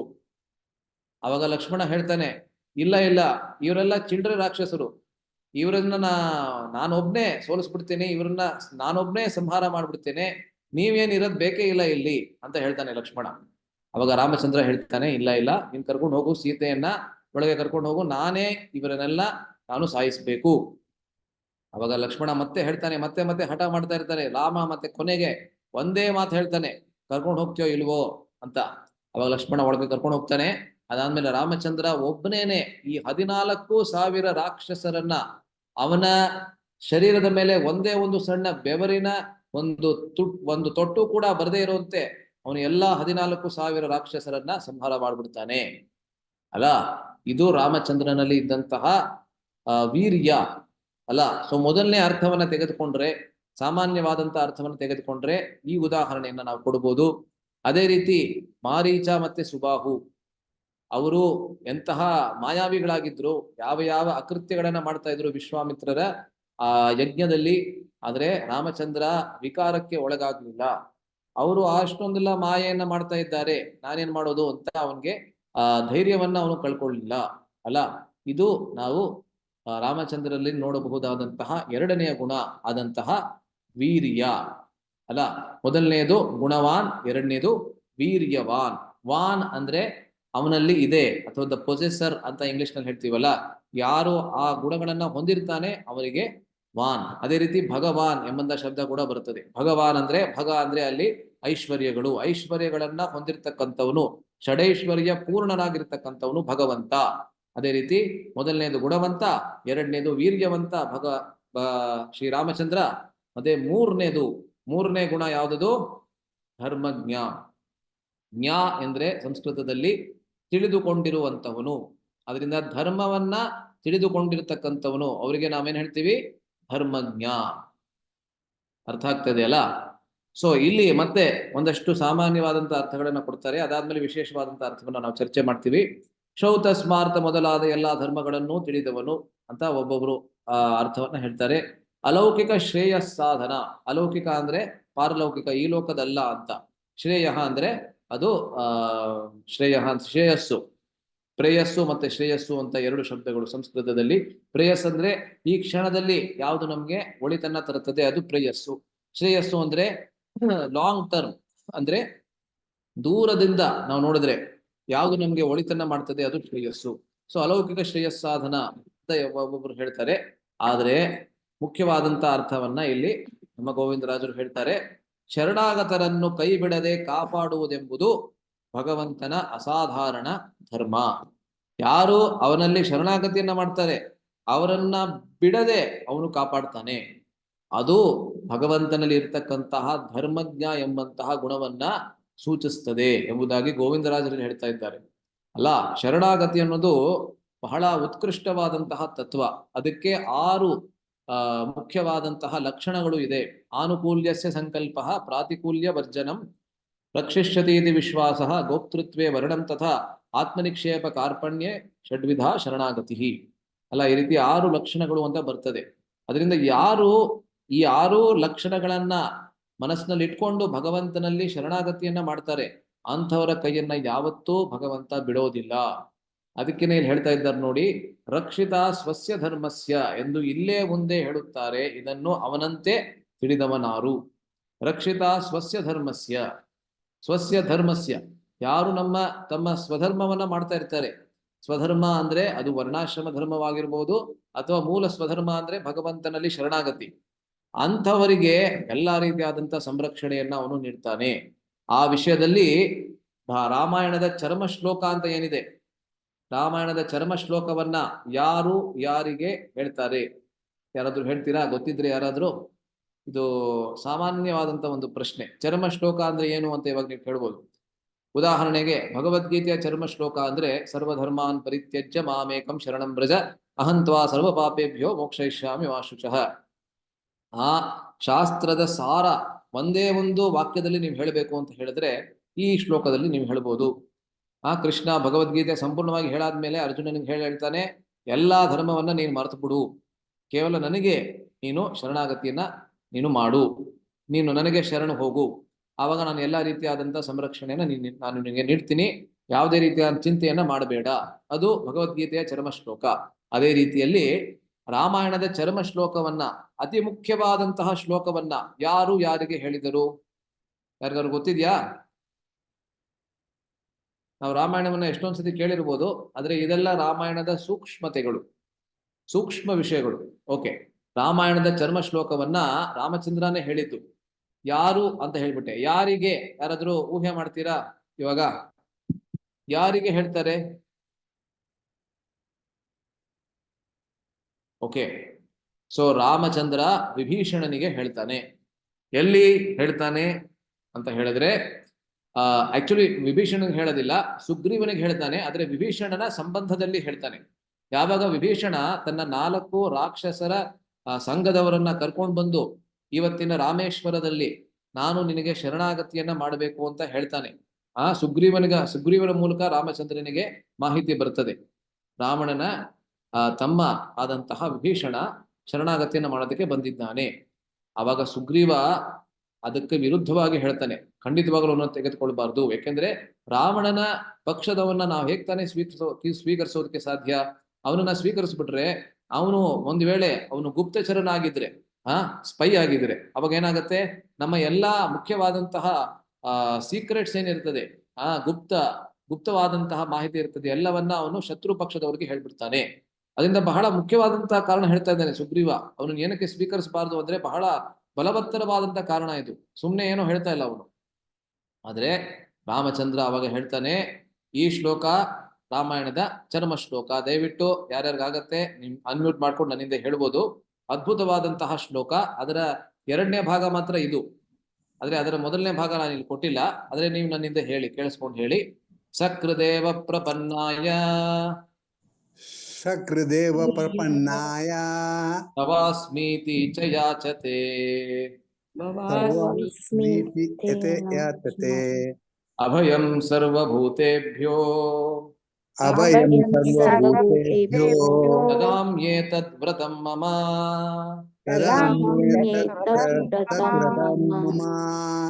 ಸಕೃತ್ ಅಂದ್ರೆ ಸಂಸ್ಕೃತದಲ್ಲಿ ಒಂದೇ ಒಂದ್ ಸತಿ ಅಂತ. ಸಕೃದೇವ ಪ್ರಪನ್ನಾಯ, ಯಾರು ನನ್ನಲ್ಲಿ ಶರಣಾಗತಿಯನ್ನ ಒಂದೇ ಒಂದು ಬಾರಿ ಮಾಡ್ತಾರೆ. ಸಕೃದೇವ ಪ್ರಪನ್ನಾಯ ತವ ಅಸ್ಮಿ ಇತಿ ಚ ಯಾಚತೆ, ನಾನು ನಿನ್ನವನು ಅಂತ ಹೇಳಿ ಯಾರು ನನ್ನಲ್ಲಿ ಶರಣಾಗತಿಯನ್ನ ಒಂದೇ ಒಂದ್ ಸತಿ ಮಾಡ್ತಾರೆ, ಅಂಥವ್ರಿಗೆ ನಾನು ಶಾಶ್ವತ ಕಾಲದವರೆಗೆ ಅಭಯವನ್ನ ನೀಡ್ಬಿಡ್ತೇನೆ. ಅಭಯ ಅಂದ್ರೆ ಯಾವುದೇ ವಿಷಯದಿಂದ ಅವ್ರಿಗೆ ಭಯ ಆಗಬಾರ್ದು, ಆ ರೀತಿ ನಾನು ಅವರನ್ನ ಮಾಡ್ಬಿಡ್ತೇನೆ. ಅಭಯಂ ಸರ್ವಭೂತೇಭ್ಯೋ ದದಾಮ್ಯೇತದ್ ವ್ರತಂ ಮಮ. ಯಾರಿಂದ ಕೂಡ ಅವ್ರಿಗೆ ಭಯ ಅನ್ನೋದು ಬರಬಾರ್ದು, ಯಾವುದೇ ವಸ್ತುವಿನಿಂದ, ಯಾವುದೇ ವ್ಯಕ್ತಿಯಿಂದ ಅಂತವನಿಗೆ ಭಯ ಅನ್ನೋದು ಬರಬಾರ್ದು. ಆ ರೀತಿ ನಾನು ಅವನನ್ನ ಮಾಡ್ಬಿಡ್ತೇನೆ. ಇದು ನನ್ನ ವ್ರತ ಅಂತ ರಾಮಚಂದ್ರ ಹೇಳ್ತಾನೆ. ದದಾಮ್ಯೇತದ್ ವ್ರತಂ ಮಮ, ಏತದ್ ಮಮ ವ್ರತಂ, ಇದೇ ನನ್ನ ವ್ರತ. ಅದರಿಂದ ಭಗವಂತ ಕೂಡ ವ್ರತವನ್ನ ಮಾಡ್ತಾನೆ, ನಾವು ಮಾತ್ರ ವ್ರತವನ್ನ ಮಾಡೋದಿಲ್ಲ. ಭಗವಂತ ಕೂಡ ವ್ರತ. ಅವನ ವ್ರತ ಏನದು? ಭಕ್ತರ ಸಂರಕ್ಷಣೆಯೇ ಅವನ ವ್ರತ. ಆದ್ದರಿಂದ ಗೀತೆಯಲ್ಲೂ ಕೂಡ ಕೃಷ್ಣ ಹೇಳ್ತಾನೆ, ಯದಾ ಯದಾ ಹಿ ಧರ್ಮಸ್ಯ ಪರಿತ್ರಾಣಾಯ ಸಾಧೂನಾಂ ಮತ್ತೆ ಜನ್ಮ ಕರ್ಮ ಚಮೇ ದಿವ್ಯಂ. ಈ 3 ಶ್ಲೋಕಗಳಲ್ಲಿ ಗೀತೆಯಲ್ಲಿ ಅವತಾರ ರಹಸ್ಯವನ್ನ ಕೃಷ್ಣ ಹೇಳ್ಬೇಕಾದ್ರೆ ಅದೇ ವಿಷಯವನ್ನ ಅಲ್ಲೂ ಕೂಡ ಹೇಳ್ತಾನೆ.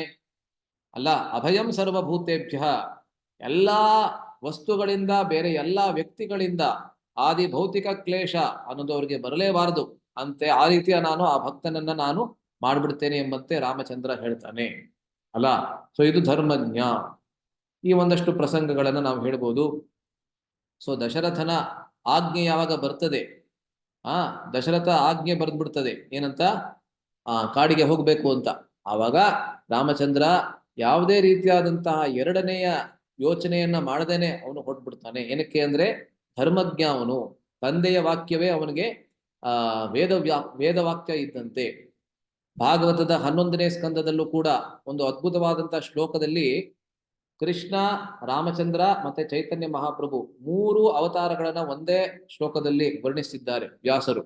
ತ್ಯಕ್ತ್ವಾ ಸುದುಷ್ಟ್ಯಜ ಸುರೇಪ್ಸಿತ ರಾಜ್ಯಲಕ್ಷ್ಮೀಂ ಧರ್ಮಿಷ್ಠ ಆರ್ಯವಚಸ ಯದಗಾದರಣ್ಯಂ ಮಾಯಾಮೃಗಂ ದೈತಯೀಪ್ಸಿತ ಮನ್ವಧಾವತ್ ವಂದೇ ಮಹಾಪುರುಷತೆ ಚರಣಾರವಿಂದಂ. ಸೊ ಈ ಮಹಾಪುರುಷರು ರಾಮಚಂದ್ರನಿಗೆ ಅನ್ವಯಿಸಿದ್ರೆ ಆ ಶ್ಲೋಕವನ್ನ ಹೇಗೆ ಬರ್ತದೆ, ತ್ಯಕ್ತ್ವಾ ಸುದುಷ್ಟ್ಯಜ ಸುರೇಪ್ಸಿತ ರಾಜ್ಯಲಕ್ಷ್ಮೀಂ. ಅಯೋಧ್ಯೆಯ ಸಂಭ್ರಮ ಆವತ್ತಿನ ದಿವಸದಲ್ಲಿ ಅದರ ಐಶ್ವರ್ಯ ಎಷ್ಟು ಇತ್ತು ಅಂತ ಹೇಳಿದ್ರೆ, ಸುರೇಪ್ಸಿತ, ಸುರ ಅಂದ್ರೆ ಆ ದೇವತೆಗಳು ಕೂಡ ನಾವು ಅಯೋಧ್ಯೆಯಲ್ಲಿ ಬಂದ್ಬಿಟ್ಟು ಆ ಐಶ್ವರ್ಯವನ್ನ, ಕೇವಲ ಭೌತಿಕ ಐಶ್ವರ್ಯವನ್ನ ನಾವು ಅನುಭವಿಸ್ಬೇಕು ಅಂತ ದೇವತೆಗಳು ಕೂಡ ಆಡ್ಕೋತಾ ಇದ್ರಂತೆ. ಅಷ್ಟು ವೈಭವವಾಗಿತ್ತು ಅಯೋಧ್ಯೆ ಅವತ್ತು. ಇವತ್ತು ಮತ್ತೆ ಅದೇ ವೈಭವ ಬರ್ತಾ ಇರೋದನ್ನ ನಾವು ನೋಡ್ತಾ ಇದ್ದೇವೆ ಅಲ್ಲ. ಇವತ್ತು ಟಿವಿನಲ್ಲಿ ನೋಡ್ತಾ ಇರ್ಬೇಕಾದ್ರೆ ಅದೇ ನನ್ನ ಮನಸ್ಸಿನಲ್ಲಿ ಬರ್ತಾ ಇತ್ತು. ಆ ರೀತಿ ಅಂತ ವೈಭವವಾಗಿದ್ದಂತಹ ಅಯೋಧ್ಯೆ ಇವತ್ತು ವಾಪಸ್ಸು ತನ್ನ ಮೂಲ ಐಶ್ವರ್ಯವನ್ನ ಪಡ್ಕೊಳ್ತಾ ಇದೆ ಅಂತ ಅಲ್ಲ. ಸೊ ಅಂತಹ ಬಹಳ ಕಷ್ಟವಾದಂತಹ ಅದನ್ನ ತ್ಯಾಗ ಮಾಡೋದಕ್ಕೆ, ಅದನ್ನ ಪರಿತ್ಯಾಗ ಮಾಡೋದಕ್ಕೆ ಬೇರೆ ಯಾರಿಗೂ ಸಾಧ್ಯವೇ ಆಗದೆ ಇರ್ತಕ್ಕಂಥ ಐಶ್ವರ್ಯವನ್ನ ರಾಮಚಂದ್ರ ಬಿಟ್ಟು ಅರಣ್ಯಕ್ಕೆ ಹೋಗ್ತಾನೆ. ಯದಗಾದ್ ಅರಣ್ಯಂ. ಅರಣ್ಯಂ ಅಂದ್ರೆ ಅರಣ್ಯವಾಸವನ್ನ ಮಾಡ್ತಾನೆ, ವನವಾಸವನ್ನ ಮಾಡ್ತಾನೆ. ಯಾರ ವಚನದ ಮೇರೆಗೆ ಅವನು ಮಾಡ್ತಾನೆ? ಯದ್ ಆರ್ಯವಚಸ. ಆರ್ಯ ಅಂದ್ರೆ ಅಲ್ಲಿ ದಶರಥ ಅಂತ. ದಶರಥ ಒಂದೇ ಒಂದು ವಾಕ್ಯವನ್ನ ಹೇಳ್ಬಿಟ್ಟ ಅಂತ ಹೇಳಿ ಅವನು, ನನ್ನ ಧರ್ಮ ಏನು, ತಂದೆ ಹೇಳಿದ್ದನ್ನ ನಾನು ಕೇಳಬೇಕು ಎಂಬುದಾಗಿ. ಸೊ ಅದು ಧರ್ಮಜ್ಞ ಎಂಬಂತಹ ಆ ಒಂದು ಗುಣವನ್ನ ವ್ಯಕ್ತಪಡಿಸ್ತದೆ. ಕೌಸಲ್ಯ ಜೊತೆಗೆ ಅವನು ಭೇಟಿಯನ್ನ ಮಾಡ್ತಾನೆ. ಅವನು ಸುಮ್ನೆ ರಾಮಚಂದ್ರ ದಶರಥನ ಆಜ್ಞೆಗೆ ಮೇರೆಗೆ ಅವನು ಸುಮ್ನೆ ಹೊರಟ್ಬಿಡ್ಲಿಲ್ಲ. ಅವನು ಮೊದಲು ಹೋಗಿ ಕೌಸಲ್ಯಗೆ ಹೇಳ್ತಾನೆ. ಸೀತೆಗೆ ಹೇಳೋದಕ್ಕಿಂತ ಮುಂಚೆ ಫಸ್ಟ್ ಹೋಗಿ ಕೌಸಲ್ಯಗೆ ಹೇಳ್ತಾನೆ. ಇದನ್ನ ನೀವು ಬಾಲಕಾಂಡದ ಕೊನೆಯಲ್ಲಿ ನೀವು ನೋಡ್ತೀರಾ. ಮೊದಲು ಹೋಗಿ ಕೌಸಲ್ಯಗೆ ಹೇಳ್ಬೇಕಾದ್ರೆ ಕೌಸಲ್ಯೆ ರಾಮಚಂದ್ರನಿಗೆ ಹೇಳ್ತಾಳೆ, ಎಷ್ಟೊಂದು ವಿಷಯಗಳನ್ನು ಹೇಳ್ತಾಳೆ. ಆದ್ರೆ ಕೊನೆಗೆ ಹೇಳ್ತಾಳೆ, ನೀನು ತಂದೆಯ ವಾಕ್ಯವನ್ನ ನೀನು ಪಾಲಿಸ್ಬೇಕು ಅಂತ ನೀನ್ ಹೇಳ್ತಾ ಇದೀಯಾ. ಇವಾಗ ನಾನ್ ನಿನಗೆ ಹೇಳ್ತಾ ಇದ್ದೀನಿ, ನೀನು ಇಲ್ಲೇ ಇರಬೇಕು, ಇದು ನನ್ನ ಆಜ್ಞೆ. ತಂದೆ ಏನ್ ಹೇಳ್ದ, ನೀನು ಅರಣ್ಯಕ್ಕೆ ಹೋಗ್ಬೇಕು ಅಂತ. ಇವಾಗ ನಾನು ತಾಯಿ ಆದಂತ ನಾನ್ ಹೇಳ್ತಾ ಇದ್ದೀನಿ ನೀನ್ ಇಲ್ಲೇ ಇರಬೇಕು ಅಂತ. ಇವಾಗ ನೀನ್ ಯಾವ್ದನ್ನ ಪಾಲಿಸ್ಬೇಕು, ತಂದೆ ಮುಖ್ಯನೋ ತಾಯಿಯ ಮುಖ್ಯನೋ, ಆ ರೀತಿ ಕೇಳ್ತಾಳೆ ಕೌಸಲ್ಯೆ. ಸೊ ಇವಾಗ ಧರ್ಮಜ್ಞನಾದಂತ ರಾಮಚಂದ್ರ ನಾವ್ಯಾರಾದ್ರೂ ಆ ರೀತಿಯಾದ ಪ್ರಶ್ನೆಯನ್ನ ಯಾರಾದ್ರೂ ನಮಗ್ ಮಾಡಿದ್ರೆ, ಅಫ್ಕೋರ್ಸ್ ನಮ್ಗೆ ಆ ರೀತಿಯಾದಂತ ಪರಿಸ್ಥಿತಿ ಬರೋದೇ ಇಲ್ಲ. ಆದ್ರೆ ನಾವು ಸ್ವಲ್ಪ ದ್ವಂದ್ವ ಪರಿಸ್ಥಿತಿಗೆ ಬರ್ತೀವಲ್ಲ. ತಂದೆ ಮುಖ್ಯನೋ ತಾಯಿ ಮುಖ್ಯನೋ ಅಂತ ಕೇಳಿದ್ರೆ ಪ್ರಾಯಶಃ ನಾವು ತಾಯಿನೇ ಆರಿಸ್ಕೋತೀವಿ. ಆದ್ರೆ ರಾಮಚಂದ್ರ ಅವಾಗ ಹೇಳ್ತಾನೆ, ಮೊದಲು ನನಗೆ ಕೊಟ್ಟಂತ ಆಜ್ಞೆ ಯಾವುದು, ದಶರಥನಿಂದ ಬಂದಂತಹದ್ದು. ಆದ್ರಿಂದ ಯಾವಾಗ್ಲೂ ಮೊದಲು ಯಾರೇ ಯಾವುದೇ ಒಂದು ವಿಷಯ ಇರಲಿ, ಮೊದಲು ಯಾವಾಗ ಯಾವ್ದಾದ್ರು ಒಂದು ವಿಷಯವನ್ನ ಯಾರಿಗಾದ್ರೂ ಹೇಳಿರ್ತಾರೆ, ಆ ಒಂದು ವಿಷಯವನ್ನ ಮೊದಲು ಮಾಡುವಂತಹದ್ದು ಆ ಎರಡನೇ ಪುರುಷನ ಅಥವಾ ಸ್ತ್ರೀಯ ಕರ್ತವ್ಯ. ಅದಾದ್ಮೇಲೆ ಬೇರೆ ಯಾರಾದ್ರೂ ಅದನ್ನ ಹೇಳಿದ್ರೆ, ಅದಕ್ಕೆ ವಿರುದ್ಧವಾಗಿ ಏನಾದ್ರು ಹೇಳಿದ್ರೆ ಅದನ್ನು ಕೂಡ ಅವ್ನು ಮಾಡ್ಬೇಕು. ಆದ್ರೆ ಮೊದಲನೇ ಒಂದು ವಿಷಯವನ್ನ ಪರಿಪೂರ್ಣ ಮಾಡಾದ್ಮೇಲೆ ಮಾತ್ರ ಎರಡನೇದ್ ಮಾಡೋದಕ್ಕೆ ಸಾಧ್ಯ. ಆದ್ರಿಂದ ನಿನ್ನ ಆಜ್ಞೆಯನ್ನ ಕೂಡ ನಾನು ಪಾಲಿಸ್ತೀನಿ. ಯಾವಾಗ? ದಶರಥನ ಆಜ್ಞೆ ಆದ್ಮೇಲೆ ಮಾತ್ರ ನಿನ್ನ ಆಜ್ಞೆನ ನಾನು ಪಾಲಿಸೋದಕ್ಕೆ ಸಾಧ್ಯ. ಅದು ಅಲ್ಲದೆ ಎರಡನೇದು, ನೀನು ಈ ಆಜ್ಞೆನ ನನಗೆ ಏನು ಕೊಡ್ತಾ ಇದ್ಯಾ ಅಂತ ನನಗೆ ಗೊತ್ತಿದೆ. ಏನಕ್ಕೆ ಅಂತ ಹೇಳಿದ್ರೆ ದಶರಥನ ಆಜ್ಞೆಯನ್ನ ನಲ್ಲಿಫೈ ಮಾಡೋದಕ್ಕೆ. ಆದ್ರೆ ಆ ರೀತಿ ನಲ್ಲಿಫೈ ಎಲ್ಲ ಮಾಡೋದಕ್ಕಾಗೋದಿಲ್ಲ, ಅದು ಇಲ್ದೇ ಇರೋದಂತೆ ಮಾಡೋದಕ್ಕಾಗೋದಿಲ್ಲ. ಏಕೆಂದ್ರೆ ಆಜ್ಞೆ ಅನ್ನೋದು ನೀಡಾದ ಮೇಲೆ ವಚನ ಅನ್ನೋದು ವಚನ ಎಂಬುದಾಗಿ ರಾಮಚಂದ್ರ ಧರ್ಮದ ಉಪದೇಶವನ್ನ ತನ್ನ ತಾಯಿಗೆ ಮಾಡ್ತಾನೆ. ಅದಾದ್ಮೇಲೆ ಮತ್ತೆ ಕೌಸಲ್ಯ ಹೇಳ್ತಾಳೆ, ಹಾಗಾದ್ರೆ ನಾನು ಕೂಡ ನಿನ್ ಜೊತೆಗೆ ಬರ್ತೀನಿ ಅಂತ. ಅವಾಗ ರಾಮಚಂದ್ರ ಹೇಳ್ತಾನೆ, ಇಲ್ಲ, ಪತ್ನಿ ಆದಂತವಳು ಪತಿಯನ್ನ ಬಿಟ್ಟು ಎಲ್ಲಿಗೂ ಹೋಗ್ಬಾರ್ದು, ಅದು ಸ್ತ್ರೀಯ ಧರ್ಮ ಅಲ್ಲ. ಸ್ತ್ರೀಯ ಧರ್ಮ ಅಂದ್ರೆ ಪತಿಯ ಜೊತೆಗೆ ಸಾಯುವ ತನಕ ಇರುವಂತಹದ್ದು. ಸಾಯುವ ತನಕ ಅಂದ್ರೆ ಎಲ್ಲಿ ತನಕ ಪತಿ ಇರ್ತಾನೆ ಅಲ್ಲಿಯ ತನಕ ಅಲ್ಲ. ಸೊ ಅದನ್ನ ಕೌಸಲ್ಯಗೆ ಧರ್ಮದ ಉಪದೇಶವನ್ನ ಮಾಡ್ತಾನೆ. ಅದರಿಂದ ನಮಗೆ ಧರ್ಮದ ಸೂಕ್ಷ್ಮತೆ ರಾಮಚಂದ್ರನಲ್ಲಿ ಹೇಗಿತ್ತು ಅನ್ನೋದು ನಮಗೆ ಗೊತ್ತಾಗ್ತದೆ. ವಿಭೀಷಣನಿಗೆ ಅಭಯ ಪ್ರದಾನ ಆಗ್ಲೇ ನಾವು ಚರ್ಚೆ ಮಾಡಿದ್ದೇವೆ. ಶತ್ರು ಪಕ್ಷದವರಿಗೆ ಕೂಡ ವಿಭೀಷಣನನ್ನ ಕರೆದು ರಾಮಚಂದ್ರ ಹೇಳ್ತಾನೆ. ಮೊದಲು ಸುಗ್ರೀವನಿಗೆ ಈ ಚರ್ಮ ಶ್ಲೋಕವನ್ನ ಹೇಳ್ತಾನೆ ವಿಭೀಷಣನ ಸಂಬಂಧದಲ್ಲಿ. ಅದಾದ್ಮೇಲೆ ವಿಭೀಷಣನನ್ನ ಕರೆದು ರಾಮಚಂದ್ರ ಹೇಳ್ತಾನೆ, ನೀನೇನು ರಾವಣ ಕೂಡ ಬಂದ್ರೆ ಇವತ್ತು ಇದೇ ಸಮಯದಲ್ಲಿ ರಾವಣ ಬಂದು ನನ್ನ ಕಾಲಿನಲ್ಲಿ ಬಿದ್ದು ದಯವಿಟ್ಟು ಕ್ಷಮಿಸಿ ನನ್ನನ್ನ, ನಾನು ತಪ್ಪನ್ನ ಮಾಡಿಬಿಟ್ಟೆ, ನಿಮ್ಮ ಪತ್ನಿಯನ್ನ ವಾಪಸ್ಸು ಹಿಂದಿರುಗಿಸ್ತಾ ಇದ್ದೇನೆ ಎಂಬುದಾಗಿ ರಾವಣ ಕೂಡ ನನ್ನ ಕಾಲಿನಲ್ಲಿ ಬಂದ್ಬಿಟ್ಟು ಕೇಳ್ಕೊಂಡ್ರೆ ನಾನು ಅವನಿಗೆ ಕೂಡ ಅಭಯ ಪ್ರದಾನವನ್ನ ಮಾಡ್ತೀನಿ. ಅದು ಭಗವಂತನ ಧರ್ಮದ ಸೂಕ್ಷ್ಮತೆಯನ್ನ ಅರಿತಿರುವಂತಹ ಲಕ್ಷಣ ಅಂತ ನಾವು ತಿಳ್ಕೋಬಹುದು. ಇವಾಗ ಇನ್ನು 3 ಗುಣಗಳಿದೆ ಚರ್ಚೆ ಮಾಡೋದಕ್ಕೆ. ಇವಾಗ ಸ್ವಲ್ಪ ಬೇಗ ಮಾಡ್ಬಿಡೋಣ. 4ನೇದು ಯಾವುದು ಅಂತ ಹೇಳಿದ್ರೆ ಕೃತಜ್ಞ. ಅವನು ಬಹಳ ಕೃತಜ್ಞನಾಗಿದ್ದಾನೆ ಅಲ್ಲ. ಸೊ ಇದಕ್ಕೆ ಮೂಲವಾದಂತಹ ಅರ್ಥ ಇಲ್ಲಿ ಗೋವಿಂದರಾಜರು ಹೇಳ್ತಾ ಇದ್ದಾರೆ ಈ ಶ್ಲೋಕದಲ್ಲಿ. ಈ ಶ್ಲೋಕ ಅದ್ಭುತವಾದಂತಹ ಶ್ಲೋಕ. ನ ಸ್ಮರತ್ಯಪಕಾರಾಣಾಂ ಶತಮಪಿ ಆತ್ಮವತ್ತಯ ಕಥಂಚಿದುಪಕಾರೇಣ ಕೃತೇನ ಏಕೇನ ತುಷ್ಯತಿ ಎಂಬಂತಹ ಶಬ್ದಕ್ಕೆ 2 ಮುಖಗಳು ಅಂತ ಹೇಳ್ತಾ ಇದ್ದಾರೆ. ಮೊದಲನೇ ಮುಖ ಏನು? ಶತ್ರುಗಳು ಯಾವುದೇ ಅಪರಾಧವನ್ನ ಆತನಿಗೆ ಮಾಡಿದರೆ ಕೂಡ, ರಾಮಚಂದ್ರನಿಗೆ ಯಾವುದೇ ರೀತಿಯಾದಂತಹ ದ್ರೋಹವನ್ನಾಗ್ಲಿ ಅಪರಾಧವನ್ನ ಮಾಡಿದರೆ ಕೂಡ ಅದನ್ನ ಅವನು ಮರೆತು ಬಿಡ್ತಾನೆ, ಅವನು ನೆನ್ಪಿಟ್ಕೊಳ್ಳೋದಿಲ್ಲ. ಇದು ನೋಡಿ, ಕೃತಜ್ಞ ಎಂಬಂತ ಶಬ್ದಕ್ಕೆ 2 ಸೂಕ್ಷ್ಮವಾದಂತ ಅರ್ಥ ಇದು. ಕೃತಜ್ಞ ಅಂದ್ರೆ ಸಾಮಾನ್ಯವಾಗಿ ನಾವೇನಂತ ಅನ್ಕೋತೀವಿ, ಯಾರಾದ್ರೂ ನಮ್ಗೆ ಒಳ್ಳೇದನ್ನ ಮಾಡಿದ್ರೆ ಅದನ್ನ ನಾವು ಮರಿಬಾರ್ದು, ಅದು ಒಂದು ಅರ್ಥ ಕೂಡ, ಖಂಡಿತವಾಗ್ಲೂ ಅದು ಅರ್ಥ. ಆದ್ರೆ ಯಾರಾದ್ರೂ ಕೆಟ್ಟದನ್ನ ಮಾಡಿದ್ರೆ ಅದನ್ನ ನಾವು ಮರಿಬೇಕು, ಅದು ಮತ್ತೊಂದು ಅರ್ಥ. ಅದು ಕೃತಜ್ಞ ಎಂಬಂತ ಶಬ್ದಕ್ಕೆ ಅದನ್ನ ಇಲ್ಲಿ ಹೇಳ್ತಾ ಇದ್ದಾರೆ ಅಲ್ಲ. ಯಾವ್ದಾದ್ರು ಅಪಕಾರ ಮಾಡಿದ್ರೆ, ಅಪಕಾರಾಣ ಶತಮಪಿ 100 ಅಪಕಾರಗಳನ್ನ ಯಾರಾದ್ರೂ ಮಾಡಿದ್ರೆ ಕೂಡ ಆತ್ಮವತ್ತಯ ವಿಸ್ಮರತಿ, ಅದನ್ನ ಮರ್ತು ಬಿಡ್ತಾನೆ ರಾಮಚಂದ್ರ. ಆದರೆ ಕಥಂಚಿದ್ ಉಪಕಾರೇಣ ಕೃತೇನೈಕೇನ ತುಷ್ಯತಿ, ಯಾರಾದ್ರೂ ಒಂದೇ ಒಂದು ಸಣ್ಣ ಉಪಕಾರವನ್ನ ಮಾಡಿದ್ರೆ ಅಂದ್ರೆ ಅವನು ಈ ತನ್ನ ತಿರೋಭಾವದ ತನಕ, ಅಂದ್ರೆ ಶಾಶ್ವತ ಕಾಲದವರೆಗೂ, ನಿಜವಾಗ್ಲೂ ಹೇಳ್ಬೇಕಂದ್ರೆ ಶಾಶ್ವತ ಕಾಲದವರೆಗೂ ರಾಮಚಂದ್ರ ಅದನ್ನ ಮರೆಯೋದಿಲ್ಲ. ಸೊ ನಮ್ಮ ಕಡೆಯಲ್ಲಿ ಅದು ಉಲ್ಟಾ ಆಗ್ಬಿಡುತ್ತದೆ. ಯಾರಾದ್ರೂ ತಪ್ಪನ್ನ ನಮ್ಗೆ ಮಾಡಿದ್ರೆ, ದ್ರೋಹವನ್ನ ಮಾಡಿದ್ರೆ ಸಾಯುವವರೆಗೆ ಅದನ್ನ ಮರೆಯೋದಿಲ್ಲ ನಾವು. ಯಾರಾದ್ರೂ ನಮ್ಗೆ ಎಷ್ಟೊಂದು, ಅದಕ್ಕೆ ಯಾರು ದ್ರೋಹವನ್ನ ಮಾಡ್ತಾರೆ ಅದಕ್ಕೆ ಹೋಲಿಸ್ಬಿಟ್ಟು ನೋಡಿದ್ರೆ ಅದಕ್ಕೆ ಬೇಕಾದಷ್ಟು ಜನ, ಅದಕ್ಕಿಂತ ಬೇಕಾದಷ್ಟು ಜನ ನಮ್ಗೆ ಒಳ್ಳೇದನ್ನ ಮಾಡಿರ್ತಾರೆ, ಆದ್ರೆ ಅದನ್ನ ನಾವು ತಕ್ಷಣ ಮರೆತು ಬಿಡ್ತೀವಿ ಅಲ್ಲ. ರಾಮಚಂದ್ರನಲ್ಲಿ ಅದಕ್ಕೆ ವಿರುದ್ಧವಾದಂತಹ ಗುಣಗಳು ಅಲ್ಲ. ಸೊ ಅದನ್ನ ನಾವು ನೋಡ್ತೇವೆ. ತನ್ನನ್ನು ಅರಣ್ಯ ಕಟ್ಟಿದ ಕೈಕೇಯಿಯೂ ತನಗೆ ಉಪಕಾರವನ್ನೇ ಮಾಡಿದಳೆಂದು ವನವಾಸೋ ಮಹೋದಯ ಎಂದು ಭಾವಿಸಿದ ಗುಣವಿದು. ಕೈಕೇಯಿಯನ್ನ ಆ ವನವಾಸದಲ್ಲಿ ಎಷ್ಟೊಂದ್ ಸತಿ ನೆನೆಸ್ಕೋತಾನೆ ರಾಮಚಂದ್ರ. ಯಾಕೆಂದ್ರೆ ರಾಮಚಂದ್ರ ಇದರಲ್ಲಿ ಪಂಚವಟಿಯಲ್ಲಿ ಇರ್ಬೇಕಾದ್ರೆ ಸೀತೆಯ ಜೊತೆಗೆ ವಿಶೇಷವಾಗಿ ಮತ್ತೆ ಲಕ್ಷ್ಮಣನ ಜೊತೆಗೆ ಬಹಳ ಸುಖವಾಗಿರ್ತಾನೆ. 13 ವರ್ಷಗಳ ಕಾಲ ಹೇಗ್ ಹೋಗುತ್ತೆ ಅಂತಾನೆ ಗೊತ್ತಾಗೋದಿಲ್ಲ ಎಂಬುದಾಗಿ ವಾಲ್ಮೀಕಿ ಮಹರ್ಷಿಗಳು ವರ್ಣನೆಯನ್ನ ಮಾಡ್ತಾರೆ. ಸೊ ಅಲ್ಲಿ ಇರ್ಬೇಕಾದ್ರೆ ಯಾವಾಗ್ಲೂ ಕೈಕೇಯಿನ ನೆನೆಸ್ಕೋತಾ ಇರ್ತಾನೆ ರಾಮಚಂದ್ರ. ಏನಕ್ಕೆ ಅಂದ್ರೆ ಅವಳಿಂದಾನೇ ನಾವು ಇಲ್ಲಿಗೆ ವನವಾಸಕ್ಕೆ ಬಂದಿದ್ದು, ಈ ವನವಾಸದಲ್ಲಿ ಬಹಳ ಸುಖವಾಗಿ ಈ ಪ್ರಾಕೃತಿಕ ಸೌಂದರ್ಯದ ಮಧ್ಯದಲ್ಲಿ, ಋಷಿ ಮುನಿಗಳ ಆಶ್ರಮದ ಮಧ್ಯದಲ್ಲಿ ನಾವೆಲ್ಲ ಇದ್ದೇವೆ. ಏನಕ್ಕೆ ಅಂದ್ರೆ ಇದೆಲ್ಲ ಸಾಧ್ಯವಾದದ್ದು ಕೈಕೇಯಿಯಿಂದ ಅಲ್ಲ. ಅದು ರಾಮಚಂದ್ರಲ್ಲಿ ಇರ್ತಕ್ಕಂಥ ಕೃತಜ್ಞತೆ ಎಂಬುದನ್ನು ನಾವು ನೋಡಬಹುದು. ಸೊ ಒಂದಷ್ಟು ಉದಾಹರಣೆಗಳನ್ನ ಕೊಡ್ಬೋದು. ಬಹಳ ಪ್ರಸಿದ್ಧವಾದಂತ ಉದಾಹರಣೆ ಆ ಅಳಿಲಿನ ಉದಾಹರಣೆ ಅಲ್ಲ. ಹೇಗೆ ಅಳಿಲಿಗೂ ಕೂಡ ಅವನು ರಾಮಚಂದ್ರ ತನ್ನ ಕೃಪೆಯನ್ನ ತೋರಿಸ್ತಾನೆ. ಅಳಿಲಿನ ಮೇಲೆ ತನ್ನ ಬೆರಳುಗಳನ್ನ ಇಟ್ಟು ಅದರ ಮೇಲೆ ಆ 3 ಮಾರ್ಕ್ ಬರೋ ತರಹ 3 ಗುರುತು ಬರೋ ಹಾಗೆ ಮಾಡ್ತಾನೆ. ನಾನು ಅಮೆರಿಕ ದೇಶದಲ್ಲಿದ್ದಾಗ ಅಲ್ಲೂ ಕೂಡ ಅಳಿಲುಗಳನ್ನ ನಾವು ನೋಡಿದ್ದೇನೆ. ಅದ್ರ ಮೇಲೆ ಈ ಮಾರ್ಕ್ ಇಲ್ಲ. ನಿಜವಾಗ್ಲೂ ಹೇಳ್ತೇನೆ, ನಾನೇನು ಸುಮ್ಮನೆ ಹೇಳ್ತಾ ಇಲ್ಲ, ಅಲ್ಲಿ ಮಾರ್ಕ್ ಇಲ್ಲ, ಈ ರೀತಿಯಾದಂತ ಗುರುತಿಲ್ಲ ಅಳಿಲಿನ ಮೇಲೆ. ನೀವು ಕೂಡ ಎಷ್ಟೋ ಜನ ನೋಡಿರ್ಬೋದು, ಬೇರೆ ದೇಶಗಳಲ್ಲಿ ಇಲ್ಲ. ಆದ್ರೆ ಕೇವಲ ಭಾರತದ ಅಳಿಲುಗಳ ಮೇಲೆ ಆ ಒಂದು ಗುರುತಿದೆ. ಏನಕ್ಕೆ ಅಂದ್ರೆ ಅದು ರಾಮಚಂದ್ರನ ಕೃಪೆಯನ್ನ ತೋರಿಸ್ತದೆ. 2ನೇದು, ವಿಭೀಷಣನಿಗೆ ರಾವಣನ ಅಂತಿಮ ಕ್ರಿಯೆಯನ್ನ ಮಾಡೋದಕ್ಕೆ ರಾಮಚಂದ್ರ ಹೇಳ್ತಾನೆ ಅಲ್ಲ. ಇದನ್ನ ನಾವು ಕೇಳಬೇಕಾದ್ರೆ ನಿಜವಾಗ್ಲೂ ರಾಮಚಂದ್ರನ ಗುಣಗಳನ್ನ ನಾವು ಎಷ್ಟು ಸ್ಮರಿಸಿದ್ರೂ ಸಾಲದು ಅಂತ ಅನ್ಸುತ್ತೆ ಯಾಕೆಂದ್ರೆ ಯಾರು ತನ್ನ ಮಡದಿಯನ್ನ ಅಪಹರಣ ಮಾಡಿದ್ದಾನೆ, ಯಾರು ತನ್ನ ಪಕ್ಷದಲ್ಲಿ ಇದ್ದಂತ ಲಕ್ಷಾಂತರ ಕೋಟ್ಯಾನುಗಟ್ಟಲೆ ವಾನರರನ್ನ ಕೊಂದಿದ್ದಾನೆ ಅಥವಾ ಕೊಲ್ಲೋದಕ್ಕೆ ಕಾರಣನಾಗಿದ್ದಾನೆ, ಅಂಥವನ ಅಂತಿಮ ಕ್ರಿಯೆಯನ್ನ ಮಾಡೋದಕ್ಕೆ ಅವನ ತಮ್ಮನಿಗೆ ಹೇಳುವಂತಹದ್ದು. ಯಾಕೆಂದ್ರೆ ವಿಭೀಷಣನಿಗೆ ಕೂಡ ಬೇಕಾಗಿರಲಿಲ್ಲ ಅದು. ವಿಭೀಷಣ ಕೂಡ ಇವನು ಸತ್ತಾದ್ರೆ ಸಾಯ್ತು, ಅವನು ಸತ್ತಾಯ್ತು ಬಿಟ್ಬಿಡಿ ಅವನನ್ನ ಎಂಬಂತ ಅವನು ಮನೋಭಾವನೆಯಲ್ಲಿ ಇದ್ದ ವಿಭೀಷಣ. ಆದ್ರೆ ಅಂಥವನಿಗೆ ಕೂಡ ರಾಮಚಂದ್ರ ಹೋಗಿ ರಾವಣನ ಅಂತಿಮ ಕ್ರಿಯೆಯನ್ನ ನೀನೇ ಮಾಡಬೇಕು, ಅವನ ತಮ್ಮನಾದಂತ ನೀನು. ಏಕೆಂದ್ರೆ ಈ ಯಾವ ವೈರತ್ವ, ಯಾವ ಶತ್ರು ಅನ್ನೋದು ಶತ್ರು ಭಾವನೆ ನಮ್ಮಲ್ಲಿತ್ತು, ಅದು ಕೇವಲ ಆ ಶಾರೀರಿಕವಾಗಿ ಮಾತ್ರ ಇತ್ತು. ಇದೀಗ ಆ ರಾವಣನ ಆತ್ಮ ಆ ಶರೀರವನ್ನ ಬಿಟ್ಟು ಆಗ್ಲೇ ಹೊರಟಾಗಿದೆ. ಅದರಿಂದ ಕೇವಲ ಆ ಶರೀರದ ಮೇಲೆ ನಮ್ಗೆ ಶತ್ರುತ್ವ ಅನ್ನೋದು ಬೇಡ ಅಲ್ಲ.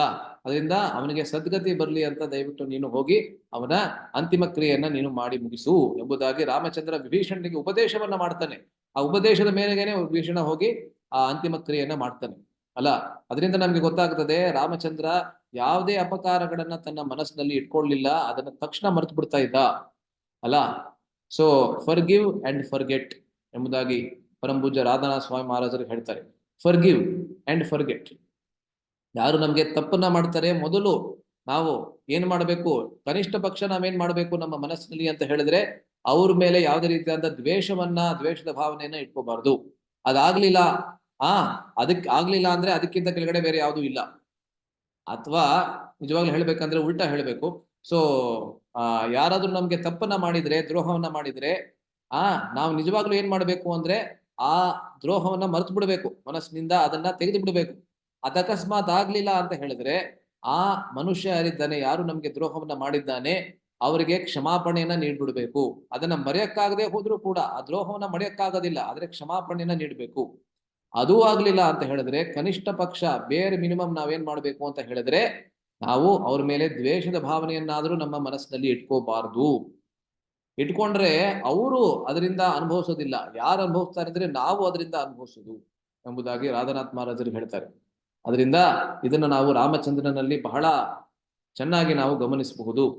ಸೊ ಮತ್ತೆ ಮತ್ತೊಂದು ಉದಾಹರಣೆ ಯಾವುದು ಅಂತ ಹೇಳಿದ್ರೆ, ಯುದ್ಧ ಆಗ್ತಾ ಇರಬೇಕಾದ್ರೆ ಕೊನೆಯ ದಿವಸಕ್ಕಿಂತ ಮುಂಚಿನ ದಿವಸ ಅಲ್ಲ, ಯಾವಾಗ ಇನ್ನೇನು ಯುದ್ಧ ಮುಗಿಬೇಕಾಗಿತ್ತು, ಕೊನೆಗೆ ರಾಮ ಮತ್ತೆ ರಾವಣರ ನಡುವೆ ಯುದ್ಧ ಆಗ್ತದೆ. ಅದು 2 ದಿವಸ ಆಗುತ್ತೆ. ಮೊದಲನೇ ದಿವಸ ರಾವಣನನ್ನ ಸಂಪೂರ್ಣವಾಗಿ ರಾಮಚಂದ್ರ ಸೋಲಿಸ್ಬಿಡ್ತಾನೆ. ರಾವಣನ ಯಾವ ರಥ ಇತ್ತು ಅದನ್ನ ಕಿತ್ಕೊಂಡ್ ಬಿಡ್ತಾರೆ. ಅದ್ರ ಮೇಲೆ ಯಾವ ಅಶ್ವಗಳಿತ್ತು ಅಂದ್ರೆ ಕುದುರೆಗಳಿತ್ತು ಅದನ್ನು ಕೂಡ ಪ್ರಜ್ಞೆ ತಪ್ಪುವಂತೆ ಮಾಡ್ಬಿಡ್ತಾನೆ ರಾಮಚಂದ್ರ ಬಹಳ ಸುಲಭವಾಗಿ.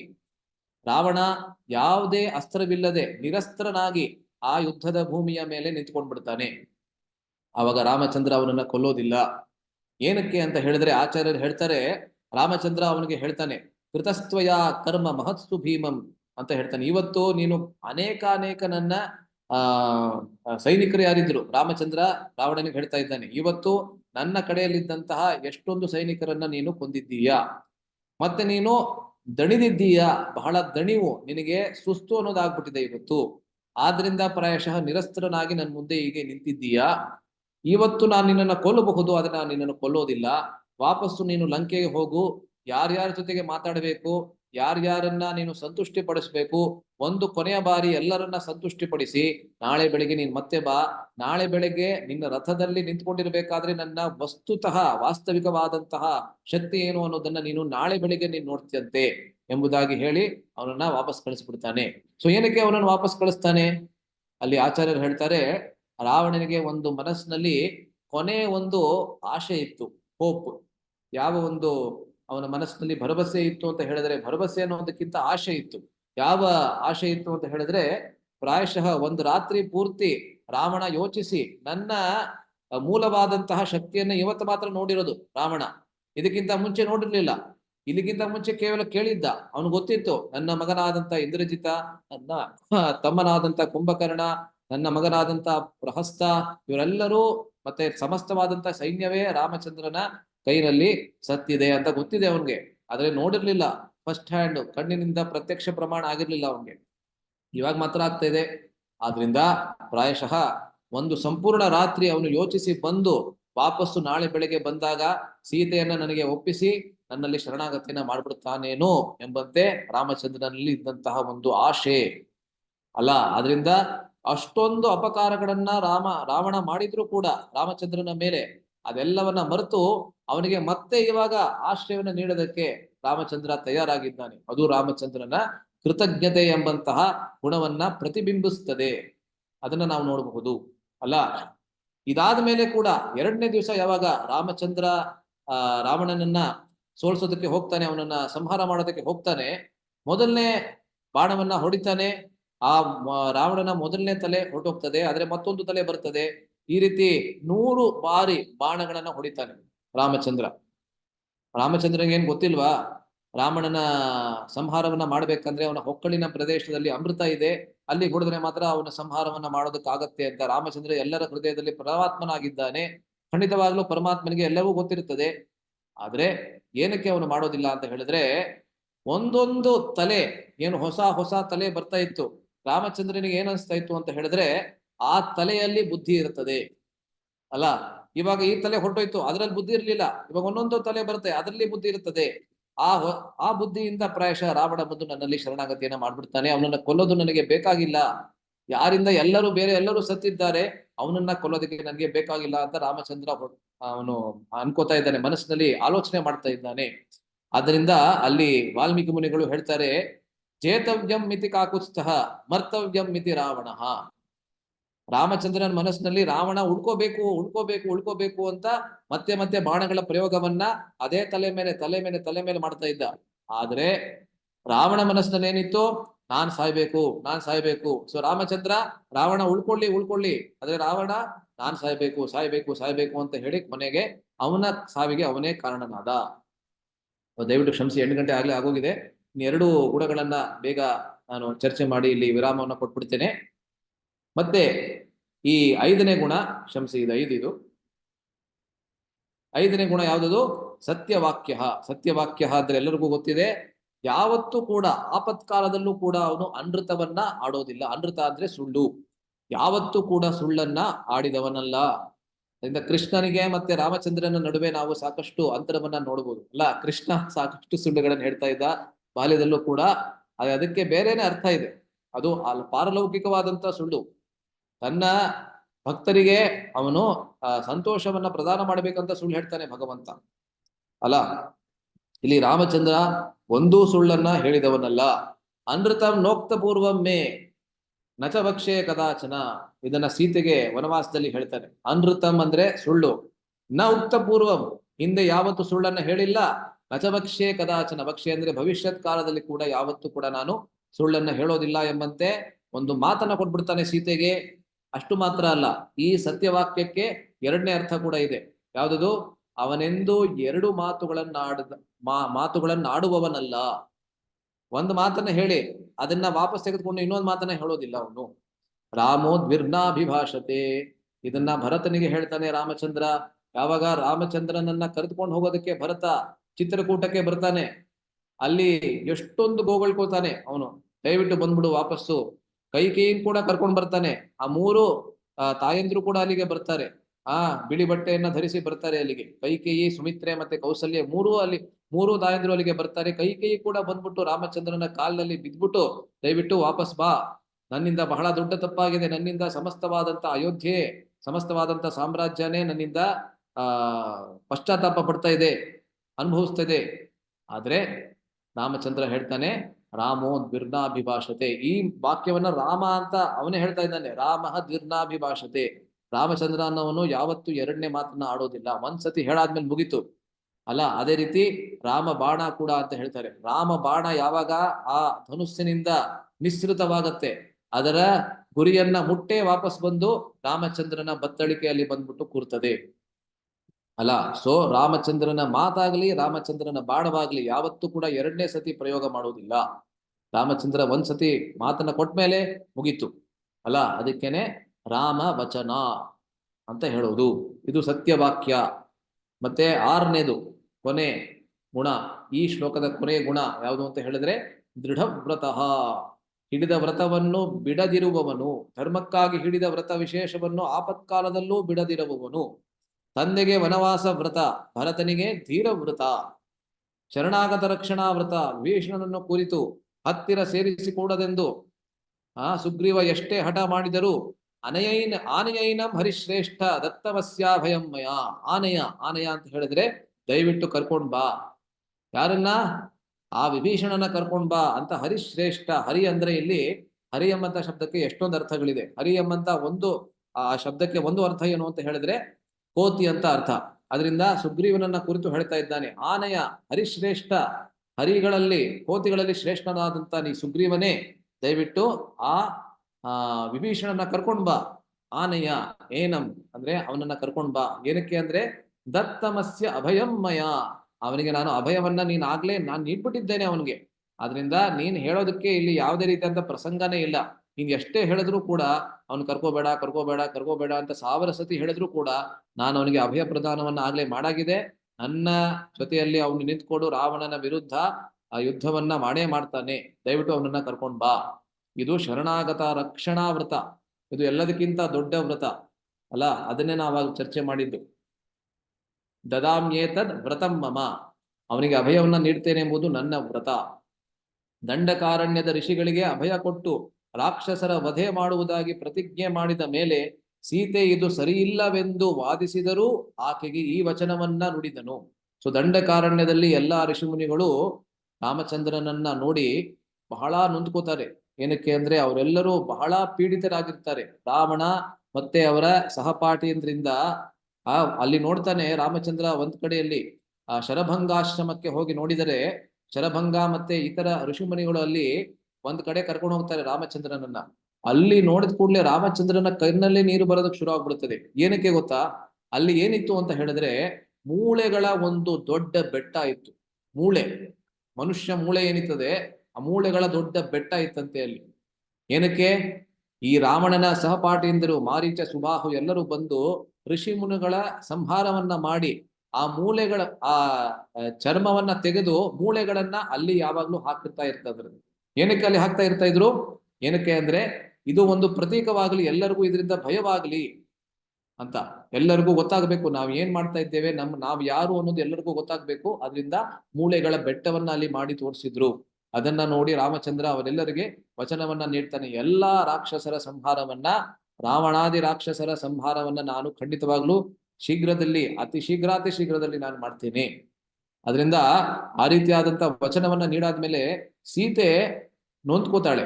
ಏನಕ್ಕೆ ಅಂದ್ರೆ ಸೀತೆಗೆ ಏನಂತ ಅನ್ಸುತ್ತೆ ಅಂದ್ರೆ ಈ ರಾಕ್ಷಸರು ಕೂಡ ಜೀವಿಗಳೇ ತಾನೆ ಅಲ್ಲ, ಇದು ಈ ರೀತಿ ಯಾವಾಗಲೂ ತಾಯಂದ್ರು ಯೋಚನೆ ಮಾಡ್ತಾರೆ ಅಲ್ಲ. ಅದರಿಂದಾನೇ ಸೀತೆ ಅಥವಾ ಶ್ರೀಮತಿ ರಾಧಾರಾಣಿ ಅಥವಾ ಲಕ್ಷ್ಮಿ ಇವರೆಲ್ಲರೂ ಕರುಣೆಯ ಪ್ರತೀಕ ಅಂತ ನಾವು ಹೇಳ್ತೇವೆ.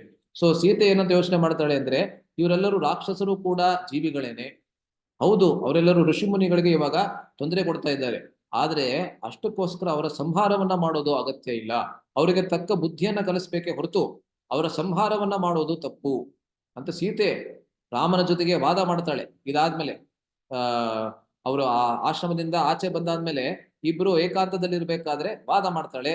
ಆವಾಗ ರಾಮಚಂದ್ರ ಏನ್ ಹೇಳ್ತಾನೆ, ಈ ವಾಕ್ಯವನ್ನ ಹೇಳ್ತಾನೆ. ಏನ್ ಹೇಳ್ತಾನೆ ಇಲ್ಲಿ? ಅಪ್ಯಹಂ ಜೀವಿತಂ ಜಹ್ಯಾಂ ತ್ವಾಂ ವಾ ಸೀತೆ ಸಲಕ್ಷ್ಮಣಂ ನಹಿ ಪ್ರತಿಜ್ಞಾಂ ಸಂಶ್ರುತ್ಯ ಬ್ರಾಹ್ಮಣೇಭ್ಯೋ ವಿಶೇಷತಃ. ಜೀವಂತವಾಗಿರ್ಬೇಕಾದ್ರೆ ನಾನು ಜೀವಿತಂ ಜಹ್ಯಾಂ, ಬೇಕಾದ್ರೆ ಜೀವಂತವಾಗಿರ್ಬೇಕಾದ್ರೆ ನಾನು ನನ್ನ ಪ್ರಾಣವನ್ನೇ ನೀಡ್ಬಿಡ್ತೇನೆ. ಜೀವಿತಂ ಜಹ್ಯಾಂ ಅಂತ ಹೇಳಿದ್ರೆ ನಾನು ತ್ಯಾಗ ಮಾಡ್ಬಿಡ್ತೇನೆ. ಬೇಕಾದ್ರೆ ನಾನು ಜೀವಂತವಾಗಿರ್ಬೇಕಾದ್ರೆ ನನ್ನ ಪ್ರಾಣವನ್ನ ನೀಡಬಲ್ಲೆ. ಅಥವಾ ನಾನು ಸೀತೆ ತ್ವಾಂ ಅಂತ ಹೇಳಿದ್ರೆ ನಿನ್ನನ್ನ ಬೇಕಾದ್ರೂ ನಾನು ತ್ಯಾಗ ಮಾಡ್ಬಿಡ್ತೇನೆ ಅಂತ ರಾಮಚಂದ್ರ ಹೇಳ್ತಾನೆ. ಬೇಕಾದ್ರೆ ನಾನು ನನ್ನ ಪ್ರಾಣವನ್ನ ನೀಡ್ತೇನೆ, ಅಥವಾ ನನ್ನ ಪ್ರಾಣದಂತೆ ಇರ್ತಕ್ಕಂಥ ನಿನ್ನನ್ನ ಬೇಕಾದ್ರೂ ತ್ಯಾಗ ಮಾಡಕ್ಕೆ ನಾನು ಸಿದ್ಧನಾಗಿದ್ದೇನೆ. ಸಲಕ್ಷ್ಮಣಂ, ಅಥವಾ ಲಕ್ಷ್ಮಣನ್ನ ಕೂಡ ನಾನು ತ್ಯಾಗ ಮಾಡೋದಕ್ಕೆ ಸಿದ್ಧರಾಗಿದ್ದೇನೆ. ಆದರೆ ಒಂದು ಸತಿ ಪ್ರತಿಜ್ಞೆಯನ್ನ ನೀಡಾದ ಮೇಲೆ, ಪ್ರತಿಜ್ಞಾಂ ಸಂಶ್ರುತ್ಯ, ಬೇರೆಯವರಿಗೆ ನನ್ನ ಪ್ರತಿಜ್ಞೆಯನ್ನ ಕೇಳಿಸಿದ ನಂತರ, ಬ್ರಾಹ್ಮಣೇಭ್ಯೋ ವಿಶೇಷತಃ, ವಿಶೇಷವಾಗಿ ಬ್ರಾಹ್ಮಣರಿಗೆ ನನ್ನ ಪ್ರತಿಜ್ಞೆಯನ್ನ ನೀಡಾದ್ಮೇಲೆ ಅದನ್ನ ವಾಪಸ್ ತೆಗೆದುಕೊಳ್ಳೋದಕ್ಕೆ ಸಾಧ್ಯವಿಲ್ಲ. ಅದರ ಬದಲು ಬೇಕಾದ್ರೆ ನಾನು ಪ್ರಾಣವನ್ನ ನೀಡ್ತೇನೆ ಅಥವಾ ನಿನ್ನನ್ನ ನಾನು ತ್ಯಾಗ ಮಾಡ್ತೇನೆ. ಅಥವಾ ಲಕ್ಷ್ಮಣನನ್ನ ಕೂಡ ನಾನು ಬಿಡೋದಕ್ಕೆ ಸಿದ್ಧನಾಗಿದ್ದೇನೆ, ಆದರೆ ನನ್ನ ಪ್ರತಿಜ್ಞೆನ ಯಾವತ್ತೂ ಬಿಡೋದಕ್ಕೆ ಸಾಧ್ಯವಿಲ್ಲ. ಇದು ರಾಮಚಂದ್ರನ ಉದ್ದಟತನವ ಅಂತ ನಮ್ಗೆ ಅನಿಸ್ಬೋದು, ಆರಗೆನ್ಸ್ ಅಂತ ಅನಿಸ್ಬೋದು. ಅಲ್ಲ, ಅದಕ್ಕೆ ವಿಶೇಷವಾದಂತ ಅರ್ಥ ಇದೆ. ಅದನ್ನ ಇವತ್ತು ಚರ್ಚೆ ಮಾಡೋದಕ್ಕೆ ಸಮಯ ಇಲ್ಲ.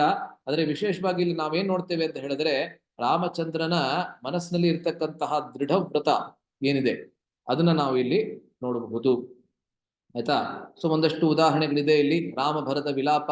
ಭರತ ಎಷ್ಟೇ ಕೇಳ್ಕೊಂಡ್ರು, ಎಷ್ಟೇ ಗೋಗರಿಕೊಂಡ್ರು ಕೂಡ ರಾಮಚಂದ್ರ ವಾಪಸ್ ಹೋಗೋದಿಲ್ಲ. ಯಾಕೆಂದ್ರೆ ತಂದೆಗೆ ಅವನು ಮಾತನ್ನ ಕೊಟ್ಟಿರ್ತಾನೆ, ವಿಶ್ವಾಮಿತ್ರರಿಗೆ ಮಾತನ್ನ ಕೊಟ್ಟಿರ್ತಾನೆ ರಾಮಚಂದ್ರ, ಈ ಮಾರೀಚ ಮತ್ತೆ ಸುಬಾಹು ವಿಶೇಷವಾಗಿ ತಾಟಕೆಯನ್ನ ಸಂಹಾರ ಮಾಡ್ತೀನಿ ಅಂತ. ಸೊ ತಾಟಕೆ ಯಾವಾಗ ಮುಂದೆ ಬರ್ತಾಳೆ, ಮೊದಲನೇ ರಾಕ್ಷಸಿ ಅಥವಾ ರಾಕ್ಷಸ ರಾಮಚಂದ್ರ ಕೊಂದಿದ್ದು ತಾಟಕೆಯನ್ನ. ಅವಾಗ ರಾಮಚಂದ್ರನ ಮನಸ್ಸಿನಲ್ಲಿ ಇನ್ನೇನು ಬಾಣ ಪ್ರಯೋಗ ಮಾಡಬೇಕಾದ್ರೆ ಮನಸ್ಸಿನಲ್ಲಿ ಸ್ವಲ್ಪ ದ್ವಂದ್ವ ಸಂದೇಹ ಇರ್ತದೆ. ಯಾಕೆಂದ್ರೆ ಸ್ತ್ರೀಯ ಮೇಲೆ, ಒಬ್ಬ ಮಹಿಳೆಯ ಮೇಲೆ ನಾನು ಹೇಗೆ ತಾನೆ ನನ್ನ ಬಾಣವನ್ನ ಪ್ರಯೋಗ ಮಾಡಕ್ ಸಾಧ್ಯ? ಅವಾಗ ವಿಶ್ವಾಮಿತ್ರರು ಅವನಿಗೆ ಬುದ್ಧಿಯನ್ನ ಹೇಳಿ, ಬುದ್ಧಿ ಅಂದ್ರೆ ರಾಮಚಂದ್ರನಿಗೆ ಗೊತ್ತಿದೆ, ಆದ್ರೆ ವಿಶ್ವಾಮಿತ್ರರು ಅವನಿಗೆ ಸದ್ಬುದ್ಧಿಯನ್ನ ಹೇಳಿ ಒಳ್ಳೆ ಮಾರ್ಗದರ್ಶನವನ್ನ ನೀಡಿ ಅವನಿಂದ ಆ ಕೃತ್ಯವನ್ನ, ಸತ್ಕೃತ್ಯವನ್ನ ಮಾಡಿಸ್ತಾರೆ. ಅದು ದುಷ್ಕೃತ್ಯ ಅಲ್ಲ, ಅದು ಸತ್ಕೃತ್ಯ ಅಂತ ತೋರಿಸ್ತಾರೆ ಅಲ್ಲ. ಆದ್ರಿಂದ ವಿಶ್ವಾಮಿತ್ರರಿಗೆ ಏನ್ ಮಾತನ್ನ ಕೊಟ್ಟಿದ್ದ ಅದನ್ನ ಪೂರೈಕೆ ಮಾಡ್ತಾನೆ ರಾಮಚಂದ್ರ. ಕೊನೆಗೆ ರಾವಣ ಸಂಹಾರ, ಅದು ಕೂಡ ರಾಮಚಂದ್ರನ ದೃಢ ವ್ರತವನ್ನ ತೋರಿಸ್ತದೆ. ಎಷ್ಟೇ ಆಪತ್ತು ಬಂದರೂ ಕೂಡ ಇವತ್ತು ದೀಪಾವಳಿಯನ್ನ ನಾವು ಎಲ್ಲರೂ ಆಚರಿಸಬೇಕು ಅಂತ ನಮ್ಮ ಪ್ರಧಾನ ಮಂತ್ರಿಗಳು ಹೇಳಿದ್ದಾರೆ ಅಲ್ಲ. ಸಂದೇಶ ಏನು? ವಿಶೇಷವಾಗಿ ದೀಪಾವಳಿಗಿಂತ ಮುಂಚೆ ವಿಜಯದಶಮಿ ಏನ್ ಬರ್ತದೆ, ಆ ವಿಜಯದಶಮಿಯ ಸಂದೇಶ ಏನು ಅಂತ ಹೇಳಿದ್ರೆ, ಇದು ಒಂದು ಹೇಳಿ ಇಲ್ಲಿ ವಿರಾಮವನ್ನ ಕೊಡ್ತೇನೆ. ಭಗವದ್ಗೀತೆಯ 6ನೇ ಅಧ್ಯಾಯದಲ್ಲಿ ಕೃಷ್ಣ ಹೇಳುವಂತೆ, ಪಾರ್ಥನೇವೇಹ ನಾಮುತ್ರ ವಿನಾಶಸ್ತಸ್ಯ ವಿದ್ಯತೆ ನಹಿ ಕಲ್ಯಾಣ ಕೃತ್ ಕಶ್ಚಿತ್ ದುರ್ಗತಿಂ ತಾತ ಗಚ್ಚತಿ. ಇದು ಭಗವದ್ಗೀತೆಯ ಎಲ್ಲದಕ್ಕಿಂತ ಹೆಚ್ಚಾಗಿ ಆಶಾಜನಕವಾದಂತಹ ಶ್ಲೋಕ ಇದು. ಈ ಶ್ಲೋಕದಲ್ಲಿ ರಾಮಚಂದ್ರ, ಈ ಶ್ಲೋಕದಲ್ಲಿ ಕೃಷ್ಣ ಅರ್ಜುನನನ್ನ, ಈ ಒಂದೇ ಒಂದು ಶ್ಲೋಕ ಭಗವದ್ಗೀತೆಯಲ್ಲಿ ಕೃಷ್ಣ ಅರ್ಜುನನನ್ನ ಮಗನೇ ಅಂತ ಕರೀತಾನೆ. ತಾತ ಅಂದ್ರೆ ಸಂಸ್ಕೃತದಲ್ಲಿ, ಕನ್ನಡದ ತಾತ ಅಲ್ಲ, ತಾತ ಅಂದ್ರೆ ಕನ್ನಡದಲ್ಲಿ ಪಿತಾಮಹರು ಅಂತ ಅರ್ಥ, ಆದ್ರೆ ಸಂಸ್ಕೃತದಲ್ಲಿ ತಾತ ಅಂದ್ರೆ ಮಗ ಅಂತ. ಸೊ ಒಂದೇ ಒಂದು ಶ್ಲೋಕದಲ್ಲಿ ಮಗನೇ ಅಂತ ಕರೆದ್ಬಿಟ್ಟು ಹೇಳ್ತಾನೆ, ಯಾವ ಒಂದು ಒಳ್ಳೆಯ ಕಾರ್ಯವನ್ನ, ಕಲ್ಯಾಣ ಕೃತ್, ಒಳ್ಳೆ ಕಾರ್ಯವನ್ನ ಯಾರಾದ್ರೂ ಮಾಡಿರ್ತಾರೆ ಅಂಥವ್ರಿಗೆ ಯಾವತ್ತೂ ದುರ್ಗತಿ ಅನ್ನೋದು ಬರೋದಿಲ್ಲ. ದುರ್ಗತಿ ಅನ್ನೋದು ಬಂದ್ರೆ ಈ ಒಳ್ಳೆಯ ಕಾರ್ಯದಿಂದ ಬರೋದಿಲ್ಲ. ಅವರು ಅದಕ್ಕಿಂತ ಮುಂಚೆ ಯಾವುದು ದುಷ್ಕೃತ್ಯವನ್ನ ಮಾಡಿರ್ತಾರೆ ಅದರಿಂದ ದುರ್ಗತಿ ಅವರು ಬರ್ತದೆ ಹೊರತು, ಯಾವ ಒಳ್ಳೆ ಕಾರ್ಯವನ್ನ ಮಾಡಿರ್ತಾರೆ ಅದು ಯಾವತ್ತೂ ಕೂಡ ಅದಕ್ಕೆ ಒಳ್ಳೆ ಫಲಿತಾಂಶವನ್ನೇ ಕೊಡ್ತದೆ ಎಂಬುದಾಗಿ ಕೃಷ್ಣ ಹೇಳ್ತಾನೆ. ಅದರಿಂದ ಎಷ್ಟೇ ಆಶೆಯನ್ನ ಕಳೆದುಕೊಳ್ಳುವಂತಹ ಪರಿಸ್ಥಿತಿಗಳು ಬಂದರೂ ಕೂಡ, ಹೋಪ್ಲೆಸ್ ಸಿಚುವೇಶನ್ ಅಂತ ಹೇಳ್ತೀವಲ್ಲ, ಆ ರೀತಿಯಾದಂತಹ ಪರಿಸ್ಥಿತಿಗಳು ಬಂದರೂ ಕೂಡ ಆಶೆಯನ್ನ ಯಾವತ್ತೂ ಕೂಡ ಕಳೆದುಕೊಳ್ಬಾರ್ದು ಎಂಬುದು ವಿಜಯದಶಮಿ ಅಥವಾ ದೀಪಾವಳಿಯ ಒಂದು ಸಂದೇಶ. ಸೊ ಇವತ್ತು ಕೂಡ ನಾವು ನೋಡಿದ್ದೇವೆ, ನಾವೆಲ್ಲರೂ ನಮ್ಮ ಮನೆಯಲ್ಲೇ ಕೂತ್ಕೊಂಡು ನಾವು ಸಾಕ್ಷಿಗಳಾಗಿದ್ದೇವೆ. ಭಾರತದ ಇತಿಹಾಸದಲ್ಲೇ ಸ್ವಾತಂತ್ರ್ಯ ಅನ್ನೋದು ಸುಮಾರು 75 ವರ್ಷಗಳ ಹಿಂದೆ ಬಂದರೂ ಕೂಡ ಅದಕ್ಕೆ ನಾವು ಹೋಲಿಸಿ ನೋಡಿದರೆ 500 ವರ್ಷಗಳ ಒಂದು ದೊಡ್ಡ ಸಂಗ್ರಾಮವಾಗಿತ್ತು. ಅದರಿಂದ 500 ವರ್ಷಗಳಿಂದ ಆದ್ಮೇಲೆ ರಾಮಚಂದ್ರನನ್ನ ವಾಪಸ್ಸು ಅವನ ಮೂಲ ಜನ್ಮಭೂಮಿಗೆ ಕರೆದುಕೊಂಡು ಬಂದಿರೋದು ನಮ್ಮೆಲ್ಲರಿಗೆ ಒಂದು ದೊಡ್ಡ ಸಂತಸದ ಸಂಗತಿ. ಇದೇನಕ್ಕೆ ಸಾಧ್ಯವಾಯಿತು ಅಂತ ಹೇಳಿದ್ರೆ, ನಾವ್ಯಾರು ಕೂಡ ನಮ್ಮ ಆಶೆಯನ್ನ ಕಳೆದುಕೊಳ್ಳಿಲ್ಲ ಅಲ್ಲ. 500 ವರ್ಷಗಳಾಗ್ಲಿ 1000 ವರ್ಷಗಳಾಗ್ಲಿ ಶಾಶ್ವತ ಕಾಲದವರೆಗೂ ರಾಮಚಂದ್ರನನ್ನ ನಾವು ಪೂಜಿಸ್ತೇವೆ ಅಥವಾ ಕೃಷ್ಣನನ್ನ ನಾವು ಪೂಜಿಸ್ತೇವೆ ಎಂಬಂತ ಒಂದು ದೃಢ ಸಂಕಲ್ಪ ಯಾವಾಗ ಇರ್ತದೆ, ಆವಾಗ ರಾಮಚಂದ್ರನ ಕೃಪೆ, ಕೃಷ್ಣನ ಕೃಪೆ ನಮ್ಮ ಮೇಲೆ ಇರ್ತದೆ ಅಲ್ಲ. ಸೊ ದಯವಿಟ್ಟು ಕ್ಷಮಿಸಿ, 10 ನಿಮಿಷ 12 ನಿಮಿಷ ಆಗ್ಲೇ ತಡ ಮಾಡಿದ್ದೇನೆ. ಇದನ್ನ ಮುಗಿಸ್ಬೇಕಾಗಿತ್ತು ಮೊದಲನೇ ಶ್ಲೋಕವನ್ನ, ಅದರಿಂದ ಸ್ವಲ್ಪ ತಡ ಆಯಿತು. ಮುಂದಿನ ಬಾರಿ ಮತ್ತೆ ನಾವು ಶುಕ್ರವಾರ ಭೇಟಿಯಾಗಿ ಇನ್ನು ಮುಂದಿನ ಗುಣಗಳೇನಿದೆ, ಮುಂದಿನ ಶ್ಲೋಕಗಳಲ್ಲಿ ಏನ್ ಹೇಳ್ತಾರೆ ವಾಲ್ಮೀಕಿ ಮುನಿಗಳು, ಈ ಪ್ರಶ್ನೆಗಳನ್ನ ಕೇಳ್ತಾ ಇದ್ದಾರೆ ವಾಲ್ಮೀಕಿ ಮುನಿಗಳು ನಾರದ ಮುನಿಗಳಿಗೆ. ಈ ಎಲ್ಲ 16 ಗುಣಗಳು ಇರ್ತಕ್ಕಂಥ ಒಬ್ಬನೇ ಒಬ್ಬ ಪುರುಷನ ಬಗ್ಗೆ ನನಗೆ ಹೇಳಿ ಅಂತ ಕೇಳ್ತಾರೆ. ಸೊ ಮುಂದಿನ ಗುಣಗಳನ್ನ ಬರೋ ಶುಕ್ರವಾರ ನಾವು ಚರ್ಚೆಯನ್ನ ಮಾಡ್ತೇವೆ. ಯಾರ್ಯಾರು ಸೇರಿದ್ದೀರಾ, ಇವತ್ತು ದೀಪಾವಳಿಯನ್ನ ನೀವೆಲ್ಲ ಆಚರಿಸ್ತಾ ಇದ್ದೀರಾ, ಆದ್ರೂ ನೀವೆಲ್ಲರೂ ಇಲ್ಲಿ ಸೇರಿದ್ದೀರಾ, ಅದಕ್ಕೆ ಬಹಳ ಬಹಳ ಧನ್ಯವಾದಗಳು. ಮತ್ತೆ ನಾವು ಶುಕ್ರವಾರ ಭೇಟಿಯಾಗಿ ನಮ್ಮ ಚರ್ಚೆಯನ್ನ ಮುಂದುವರಿಸ್ತೇವೆ. ಯಾವ್ದಾದ್ರು ಪ್ರಶ್ನೆ ಅಥವಾ ಟೀಕೆ ಟಿಪ್ಪಣಿ ಯಾರಿಗಾದ್ರೂ ಇದ್ರೆ ಕೇಳಬಹುದು ಅಥವಾ ಮಾಡಬಹುದು. ಇಲ್ಲವಾದಲ್ಲಿ ನಾವು ಮತ್ತೆ ಶುಕ್ರವಾರ ಭೇಟಿಯಾಗ್ತೀವಿ. ಎಲ್ಲರಿಗೂ ಧನ್ಯವಾದಗಳು. ಹರೇ ಕೃಷ್ಣ. हरे कृष्ण प्रभु जी। ಈಗ ರಾಮನಿಗೆ ಮನೋವಿಕಾರ ಇಲ್ಲದವನು ವೀರ್ಯನು ಧೈರ್ಯವಂತನು ಅಂತ ಹೇಳಿದ್ದೀರಿ. ಆದ್ರೆ ಸೀತೆಯನ್ನು ರಾವಣ ಅಪಹರಿಸಿದ ಮೇಲೆ ರಾಮಚಂದ್ರನಿಗೆ ತುಂಬಾ ದುಃಖವಾಗ್ತದಲ್ಲ. ಅವನು ಅದು ಆ ವಿಕಾರ ಯಾವುದು? ಮನೋವಿಕಾರ ಅಲ್ವಾ? ಒಳ್ಳೆ ಪ್ರಶ್ನೆ. ನನಗೂ ಈ ಪ್ರಶ್ನೆ ಆರಂಭದಲ್ಲಿ ಯಾವಾಗ ಇದನ್ನ ಮೊದಲನೇ ಸತಿ ಕೇಳಿದೆ ತಕ್ಷಣ ಇದೇ ಪ್ರಶ್ನೆ ನನಗೆ ಬಂದಿತ್ತು. ಯಾಕೆಂದ್ರೆ ಪ್ರಾಯಶಃ ರಾಮಾಯಣದಲ್ಲಿ ಬೇರೆ ಯಾವುದೇ ಸಂದರ್ಭದಲ್ಲಿ ರಾಮಚಂದ್ರ ವಿಕಾರವನ್ನ ತೋರಿಸೋದು ನಮ್ಗೆ ಕಾಣಿಸೋದಿಲ್ಲ. ಅದಿದ್ರೂ ಬಹಳ ಸಣ್ಣದಾದಂತ ಪರಿಸ್ಥಿತಿ ಆಗಿರುತ್ತದೆ. ಆದ್ರೆ ಈ ಒಂದು ಸನ್ನಿವೇಶದಲ್ಲಿ ಖಂಡಿತವಾಗ್ಲೂ ರಾಮಚಂದ್ರ ತನ್ನ ಪ್ರಾಯಶಃ ಮಾನಸಿಕ ಏನಿರ್ತದೆ ಸ್ಥೈರ್ಯವನ್ನ ಕಳ್ಕೊಂಡ್ಬಿಡ್ತಾನ ಅಂತ ನಮ್ಗೆ ಅನಿಸ್ತದೆ. ಆದ್ರೆ ಅಲ್ಲಿ ಎಲ್ಲ ಆಚಾರ್ಯರು ಏನ್ ಹೇಳ್ತಾರೆ ಅಂತ ಹೇಳಿದ್ರೆ, ರಾಮಚಂದ್ರ ಅವನು ಬಂದಿದ್ದು ಲೋಕ ಮರ್ಯಾದೆಯನ್ನ ತೋರಿಸೋದಕ್ಕೆ. ನೀವು ಇದನ್ನ ಮುಂಚೆ ಕೂಡ ನಾವು ಚರ್ಚೆ ಮಾಡಿದ್ದೇವೆ, ಬೇರೆ ಬೇರೆ ಫೋರಂಗಳಲ್ಲಿ ಚರ್ಚೆ ಮಾಡಿದ್ದೇವೆ. ಈ 4 ಅಣ್ಣ ತಮ್ಮಂದ್ರು ಯಾರಿದ್ದಾರೆ ಆ ಒಬ್ಬೊಬ್ರು ಕೂಡ ಒಂದೊಂದು ಧರ್ಮದ ಒಂದು ಸೂಕ್ಷ್ಮತೆಯನ್ನ ಪ್ರತೀಕ ಮಾಡ್ತಾರೆ, ಒಂದು ಸೂಕ್ಷ್ಮತೆಯನ್ನ ಪ್ರತಿನಿಧಿಸ್ತಾರೆ. ಯಾವುದು ಅಂತ ಹೇಳಿದ್ರೆ, ರಾಮಚಂದ್ರ ಲೋಕ ಮರ್ಯಾದೆಯನ್ನ ತೋರಿಸ್ತಾನೆ, ಲಕ್ಷ್ಮಣ ಭಗವತ್ ಶೇಷತ್ವವನ್ನ ತೋರಿಸ್ತಾನೆ, ಅದಾದ್ಮೇಲೆ ಭರತ ಭಗವತ್ ಪಾರತಂತ್ರ್ಯವನ್ನ ತೋರಿಸ್ತಾನೆ, ಶತ್ರುಘ್ನ ಅನ್ನೋನು ಭಾಗವತ ಶೇಷತ್ವವನ್ನ ತೋರಿಸ್ತಾನೆ. ಯಾರು ಇದನ್ನೆಲ್ಲ ಕೇಳಿಲ್ಲ ಮುಂಚೆ ದಯವಿಟ್ಟು ಏನು ಚಿಂತೆ ಮಾಡಬೇಡಿ, ಮುಂದೆ ನಾವು ಚರ್ಚೆ ಮಾಡ್ತೀವಿ. ಆದ್ರೆ ರಾಮಚಂದ್ರ ಲೋಕ ಮರ್ಯಾದೆಯನ್ನ ಎಲ್ಲರಿಗೂ ತೋರಿಸ್ತಾನೆ. ಲೋಕ ಮರ್ಯಾದೆ ಅಂದ್ರೆ ಏನು? ಎಲ್ಲರೂ ಒಂದು ಸಮಾಜದಲ್ಲಿ ಇರಬೇಕಾದ್ರೆ ಹೇಗೆ ನಡೆದುಕೊಳ್ಳಬೇಕು ಅಲ್ಲ. ಆದ್ರಿಂದಲೇ ಎಲ್ಲರೂ ಹೇಳ್ತಾರೆ, ಆಚಾರ್ಯರೆಲ್ಲರೂ ಹೇಳ್ತಾರೆ, ನಮ್ಮ ದೊಡ್ಡವರು ನಮ್ಗೆ ಹೇಳ್ಕೊಂಡು ಬಂದಿದ್ದಾರೆ, ಯಾವಾಗ ನೀವು ನಡ್ಕೊಳ್ಬೇಕು, ನೀವು ಹೇಗೆ ನಡವಳಿಕೆಯನ್ನ ಕಲಿಬೇಕು, ನೀವು ಲೋಕದಲ್ಲಿ ಹೇಗೆ ನಡವಳಿಕೆಯನ್ನೊಂದು ಇರಬೇಕು ಅಂತ, ಆವಾಗ ನೀವು ರಾಮಚಂದ್ರನನ್ನ ಅನುಸರಿಸಿ. ಆದ್ರೆ ಯಾವಾಗ ನೀವು ವಚನವನ್ನ ಕೇಳಬೇಕು, ಆವಾಗ ನೀವು ಕೃಷ್ಣನ ವಚನವನ್ನ ಅನುಸರಿಸಿ. ಕೃಷ್ಣನ ನಡವಳಿಕೆಯನ್ನ ನೀವು ಅನುಸರಿಸಬೇಡಿ, 16,108 ಪತ್ನಿಯರನ್ನ ನೀವು ಸ್ವೀಕರಿಸಬೇಡಿ ಅಲ್ಲ. ಸೊ ಕೃಷ್ಣನ ವಚನವನ್ನ ನೀವು ಮಾತ್ರ ಅನುಸರಿಸಿ, ರಾಮನ ನಡವಳಿಕೆಯನ್ನ ನೀವು ಅನುಸರಿಸಿ. ತಂದೆ ತಾಯಂದ್ರ ನಡುವೆ ಅಥವಾ ಅವ್ರ ಜೊತೆಗೆ ಹೇಗೆ ನಾವು ನಡೆದುಕೊಳ್ಳಬೇಕು, ಮತ್ತೆ ನಮ್ಮ ಗುರು ಹಿರಿಯರ ಜೊತೆಗೆ ಹೇಗೆ ನಡೆದುಕೊಳ್ಳಬೇಕು, ವಿಪಕ್ಷದಲ್ಲಿ ಇರ್ತಕ್ಕಂಥವ್ರು, ವಿರುದ್ಧ ಪಕ್ಷದಲ್ಲಿ ಇರ್ತಕ್ಕಂಥವ್ರು, ಅಂಥವ್ರ ಜೊತೆಗೆ ನಾವು ಹೇಗೆ ನಡೆದುಕೊಳ್ಳಬೇಕು, ಪ್ರಾಣಿಗಳ ಜೊತೆಗೆ ಉದಾಹರಣೆಗೆ ಸುಗ್ರೀವ ವಾಲಿಯವರೆಲ್ಲ ಕೋತಿ ವಂಶದಲ್ಲಿ ಬಂದಂಥವ್ರು, ವಾನರರು, ಅಂಥವ್ರ ಜೊತೆಗೆ ನಾವು ಹೇಗೆ ನಡೆದುಕೊಳ್ಳಬೇಕು, ಇದೆಲ್ಲವನ್ನ ರಾಮಚಂದ್ರ ತೋರಿಸ್ಕೊಳ್ತಾನೆ. ಅದೇ ರೀತಿ ಪತ್ನಿಯ ಜೊತೆಗೆ ಹೇಗೆ ನಡೆದುಕೊಳ್ಳಬೇಕು ಅನ್ನೋದನ್ನು ಕೂಡ ರಾಮಚಂದ್ರ ನಮ್ಗೆ ತೋರಿಸ್ಕೊಟ್ಟಿದ್ದಾನೆ. ಆದ್ರಿಂದಲೇ ಏಕಪತ್ನಿ ವ್ರತವನ್ನ ಅವನು ಸ್ವೀಕರಿಸ್ತಾನೆ. ತ್ರೇತಾಯುಗದಲ್ಲಿ ಬೇರೆ ಯಾರು ಕೂಡ ಸ್ವೀಕರಿಸಿಲ್ಲ. ನಮ್ಗೆ ಇರತಕ್ಕಂತ ಮಾಹಿತಿಯ ಪ್ರಕಾರ ರಾಮಚಂದ್ರ ಒಬ್ಬನೇ ಸ್ವೀಕರಿಸಿದ್ದು ಸೀತೆಗೋಸ್ಕರ. ಏನಕ್ಕೆ?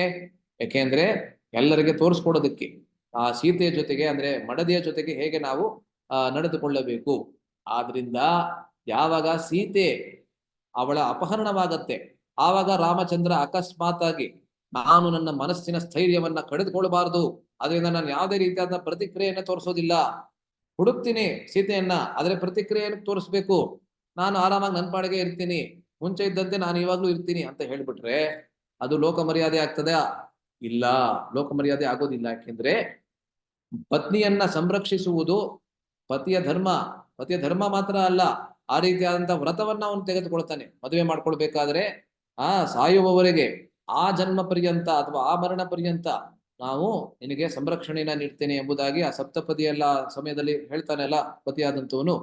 ಆದ್ದರಿಂದ ಅದನ್ನ ಕೇವಲ ಹೇಳೋದು ಮಾತ್ರ ಅಲ್ಲ, ಅದನ್ನ ಮಾಡಿ ತೋರಿಸ್ಬೇಕು. ಇವಾಗ ಅದು ಮಾಡಿ ತೋರಿಸ್ಬೇಕಾದ್ರೆ ಅದಕ್ಕೆ ರಾಮಚಂದ್ರನಿಗೆ ಅಥವಾ ಯಾವುದೇ ಒಬ್ಬ ಪತಿಗೆ ತನ್ನ ಪತ್ನಿಯ ವಿಯೋಗ ಅನ್ನೋದನ್ನ ಸ್ವಲ್ಪನಾದ್ರೂ ಅವನು ವ್ಯಕ್ತಪಡಿಸಿ ತೋರಿಸ್ಬೇಕು. ಅವನು ಅದನ್ನು ವ್ಯಕ್ತಪಡಿಸಿ ತೋರಿಸದೆ ಹೋದ್ರೆ ಅವಾಗ ಅದ್ ಹೇಗೆ ಅದು ವಿಯೋಗ ಅಂತ ಎಲ್ಲರಿಗೂ ಗೊತ್ತಾಗತ್ತೆ ಅಲ್ಲ. ಸೊ ಆದ್ರಿಂದಲೇ ಲೋಕ ಮರ್ಯಾದೆಗೋಸ್ಕರ ಲೋಕ ಸಂಗ್ರಹ, ಭಗವದ್ಗೀತೆಯ 3ನೇ ಅಧ್ಯಾಯದಲ್ಲಿ ಕೃಷ್ಣ ಹೇಳ್ತಾನೆ ಲೋಕ ಸಂಗ್ರಹ. ಕೃಷ್ಣ ಹೇಳ್ತಾನೆ, ನನಗೆ ಈ ಲೋಕದಲ್ಲಿ ಕೆಲಸ ಮಾಡುವಂತಹ ಅಗತ್ಯವಿಲ್ಲ, ಕೃಷ್ಣ ಹೇಳ್ತಾನೆ ಅರ್ಜುನನಿಗೆ. ಆದ್ರೂ ಕೂಡ ನಾನು ನನ್ನ ನಿಯತ ಕರ್ಮದಲ್ಲಿ ನಾನು ತೊಡಗ್ತೇನೆ. ಉದಾಹರಣೆಗೆ ಈ ಲೋಕದಲ್ಲಿ ಬಂದಾಗ ನಾನು ಕೂಡ ಗುರುಗಳನ್ನ ಸ್ವೀಕರಿಸ್ತೇನೆ. ಸಾಂದೀಪನಿ ಮುನಿಗಳು ಕೃಷ್ಣನ ಗುರುಗಳು, ವಸಿಷ್ಠರು ಅಥವಾ ವಿಶ್ವಾಮಿತ್ರರು ರಾಮಚಂದ್ರನ ಗುರುಗಳು. ಅವರನ್ನ ನಾನು ಏನಕ್ಕೆ ಸ್ವೀಕರಿಸ್ತೇನೆ? ಲೋಕ ಸಂಗ್ರಹಕ್ಕೆ ಮಾತ್ರ, ಲೋಕಕ್ಕೆ ತೋರಿಸ್ಕೊಡುವುದಕ್ಕಾಗಿ. ಯಾಕೆಂದ್ರೆ ಅಕಸ್ಮಾತ್ ನಾನು ನನ್ನ ನಿಯತ ಕರ್ಮ ಅಂತ ಏನಿದೆ, ಸಮಾಜ ಕೊಟ್ಟಿದೆ ನನಗೆ, ನಾನು ಒಂದು ನಿರ್ದಿಷ್ಟವಾದಂತ ವಂಶದಲ್ಲಿ ಹುಟ್ಟಿದ್ದೇನೆ ಅಂತ ಒಂದು ನಿಯತ ಕರ್ಮವನ್ನ ಸಮಾಜ ನನಗೆ ಕೊಟ್ಟಿದೆ, ಅದು ನನ್ನ ನಿಯತ ಕರ್ಮವಲ್ಲ. ಆದ್ರೆ ಸಮಾಜ ನನಗೆ ನೀಡಿರುವಂತಹ ನಿಯತ ಕರ್ಮ, ಅದನ್ನ ಅಕಸ್ಮಾತ್ ನಾನು ಮಾಡದೆ ಹೋದ್ರೆ ಏನಾಗುತ್ತೆ? ಅವಾಗ ಎಲ್ಲರೂ ನನ್ನನ್ನ ಅನುಸರಿಸಿ ಅವರು ಕೂಡ ಬೇಜವಾಬ್ದಾರಿತನದಿಂದ ಅವರು ವರ್ತಿಸೋದಕ್ಕೆ ಶುರು ಮಾಡ್ತಾರೆ. ಆದ್ದರಿಂದ ನಾನು ನನ್ನ ನಿಯತ ಕರ್ಮವನ್ನ ಮಾಡಲೇಬೇಕು. ಅದೇ ರೀತಿ ರಾಮಚಂದ್ರ ಲೋಕ ಸಂಗ್ರಹಕ್ಕೋಸ್ಕರ ಮಾತ್ರ ಆ ರೀತಿಯಾದಂತಹ ಪ್ರತಿಕ್ರಿಯೆಯನ್ನ ಅಂತಹ ಬಹಳ ತೀವ್ರವಾದಂತಹ ಪರಿಸ್ಥಿತಿಯಲ್ಲಿ ತೋರಿಸ್ತಾನೆ ಹೊರತು ತನ್ನ ಮನಸ್ಸಿನ ಸ್ಥೈರ್ಯವನ್ನ ಅವನು ಕಳೆದುಕೊಳ್ಳಲಿಲ್ಲ ಎಂಬುದಾಗಿ ನಾವು ನೋಡ್ತೇವೆ. ಓಕೆ, ಉತ್ತರ ಸಿಕ್ತಂತ ಅನ್ಕೋತೀನಿ. ಬೇರೆ ಯಾರಾದ್ರೂ ಇದೆಯಾ? ಧನ್ಯವಾದ. ಹರೇ ಕೃಷ್ಣ ಪ್ರಭುಜಿ, ನಂದೊಂದು ಪ್ರಶ್ನೆ ಕೇಳ್ಬೋದಾ? ಕೇಳಿ. ಮತ್ತೆ ನನಗ್ ಸಮಯ ಇದೆ, ಯಾರಾದ್ರೂ ಹೊರಡ್ಬೇಕಾದ್ರೆ ನೀವು ಹೊರಡ್ಬೋದು. ನಾನು ಈ ಪ್ರಶ್ನೆಗಳು ಕೇಳ್ತಾ ಇದ್ರೆ ನಾನು ಅದಕ್ಕೆ ನನಗೆ ಅನ್ಸಿದ ಉತ್ತರವನ್ನ ಕೊಡ್ತಾ ಇರ್ತೇನೆ. ಯಾರಿಗಾದ್ರೂ ಸಮಯ ಇಲ್ಲ ಅಂತ ಇದ್ರೆ ನೀವು ಹೊರಡ್ಬೋದು, ತೊಂದ್ರೆ ಇಲ್ಲ. ಕೇಳಿ ಮತ್ತೆ. ಹರೇ ಕೃಷ್ಣ ಪ್ರಭುಜಿ, ನೀವು ಇವಾಗ ಜಾಂಬವಂತ ಬಂದು ವಾನರ ಅಂತ ಹೇಳಿದ್ರಿ. ಅದೇ ದ್ವಾಪರ ಯುಗದಲ್ಲಿ ಕೃಷ್ಣ ಬಂದು ಶಮಂತಕ ಮಣಿಗಾಗಿ ಹೋರಾಡಿದ್ದು ಅದು ಕರಡಿ, ಜಾಂಬವಂತ ಕರಡಿ ಅಲ್ವಾ ಪ್ರಭು? ಇವಾಗ ನೀವು ಹೇಳಿದ್ದು ನಾನು ತಪ್ಪು ಹೇಳ್ಬಿಟ್ಟೆ ಅನ್ಸುತ್ತೆ. ಕರಡಿ, ಹೌದು. ನಾನು ಇದನ್ನ ಸುಗ್ರೀವನ್ನ ನೋಡ್ಕೊಂಡು ಜಾಂಬವಂತನನ್ನು ಕೂಡ ವಾನರ ಅಂತ ಹೇಳ್ಬಿಟ್ಟೆ. ದಯವಿಟ್ಟು ಕ್ಷಮಿಸಿ. ಕರಡಿ, ಅದು ಕರಡಿನೇ. ಅದು ಡೌಟ್ ಇತ್ತು ಪ್ರಭು, ಅದಕ್ಕೆ ಕರಡಿನೇ. ಧನ್ಯವಾದಗಳು. ಧನ್ಯವಾದ. ಕರಡಿನೇ. ಸೊ ರಾಮಚಂದ್ರನ ಕಾಲದಲ್ಲೂ ಕೂಡ ಜಾಂಬವಂತ ಇರ್ತಾನೆ, ಅದಾದ್ಮೇಲೆ ಕೃಷ್ಣನ ಕಾಲದಲ್ಲೂ ಜಾಂಬವಂತ ಇರ್ತಾನೆ. ಶಾಮಂತಕ ಮಣಿ ಅವ್ರು ಹೇಳಿದಾಗೆ ಕರಡಿನೇ ಅದು. ದಯವಿಟ್ಟು ಕ್ಷಮಿಸಿ. ಬೇರೆ ಯಾವ್ದಾದ್ರು ಪ್ರಶ್ನೆ, ಟೀಕೆ, ಟಿಪ್ಪಣಿ ಇದೆಯಾ? ಹರೇ ಕೃಷ್ಣ ಪ್ರಭುಜಿ. ಹೇಳಿ ಮಾತಾಜಿ. ಹರೇ ಕೃಷ್ಣ ಪ್ರಭುಜಿ, ಕ್ಲಾಸ್ ತುಂಬಾ ಚೆನ್ನಾಗಿತ್ತು, ಧನ್ಯವಾದಗಳು. ನಮ್ಗೆ ಇದು ಭಗವದ್ಗೀತಾ ಫಸ್ಟ್ ಚಾಪ್ಟರ್ ಅಲ್ಲಿ ಬರುತ್ತಲ್ಲ, ಆತ ತಾಯಿಗಳು ಅಂತ, ಅದ್ರಲ್ಲಿ ಒಂದು ಇದೆ, ಈ ಹರಾಸ್ಮೆಂಟ್ ಆಗೋದ್ರ ಬಗ್ಗೆ ಅದು ಮೆನ್ಷನ್ ಮಾಡಿದಾರಲ್ವಾ. ಈ ರಾವಣನ ಅದು ಯುದ್ಧ ಮಾಡೋ ಸಂದರ್ಭದಲ್ಲಿ ಅವ್ರನ್ನ ಯಾಕೆ ಕ್ಷಮಿಸ್ತಾರೆ? ಅದು ಕ್ಷಮಿಸ್ಬಾರ್ದಲ್ವಾ? ಅದು ಕ್ಷತ್ರಿಯ ಅಂದ್ರೆ ಅದು ದಂಡನೆ ಕೊಡ್ಬೇಕು ಅಂತ ಆಗುತ್ತಲ್ವಾ? ಅವ್ರಿಗೆ ದಂಡನೆ ಕೊಡೋ ಬದ್ಲು ಯಾಕೆ ಕ್ಷಮಿಸ್ಬೇಕು ನಾವು? ಆಯ್ತು, ಇದು ಕೂಡ ಒಳ್ಳೆ ಪ್ರಶ್ನೆ. ಮೊದಲನೇ ಅಧ್ಯಾಯದಲ್ಲಿ ಆತತಾಯಿನಃ ಅಂತ ಅರ್ಜುನ ವಿರುದ್ಧ ಪಕ್ಷದವರನ್ನ ಕರೀತಾರೆ.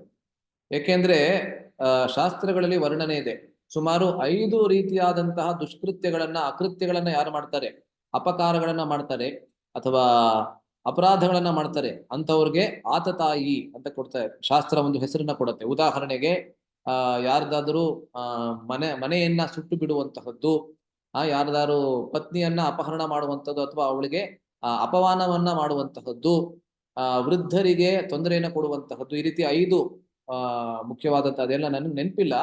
ಆದ್ರೆ ಆ ವಿಪಕ್ಷದವರು ದುರ್ಯೋಧನಾದಿ ಯಾರ್ಯಾರು ಕೌರವರಿದ್ರು 5 ದುಷ್ಕೃತ್ಯಗಳನ್ನ ಮಾಡಿರ್ತಾರೆ ಅವರು ಅಲ್ಲ. ಆದ್ರಿಂದ ಅವರಿಗೆ ಆತತಾಯಿ ಅಂತ ಅರ್ಜುನ ಹೇಳ್ತಾನೆ. ಅಂಥವ್ರಿಗೆ ಕ್ಷಮೆಯನ್ನ ನೀಡಬಾರದು ಎಂಬುದಾಗಿ ಅಲ್ಲಿ ಆ ಒಂದು ಚರ್ಚೆ ಬರ್ತದೆ.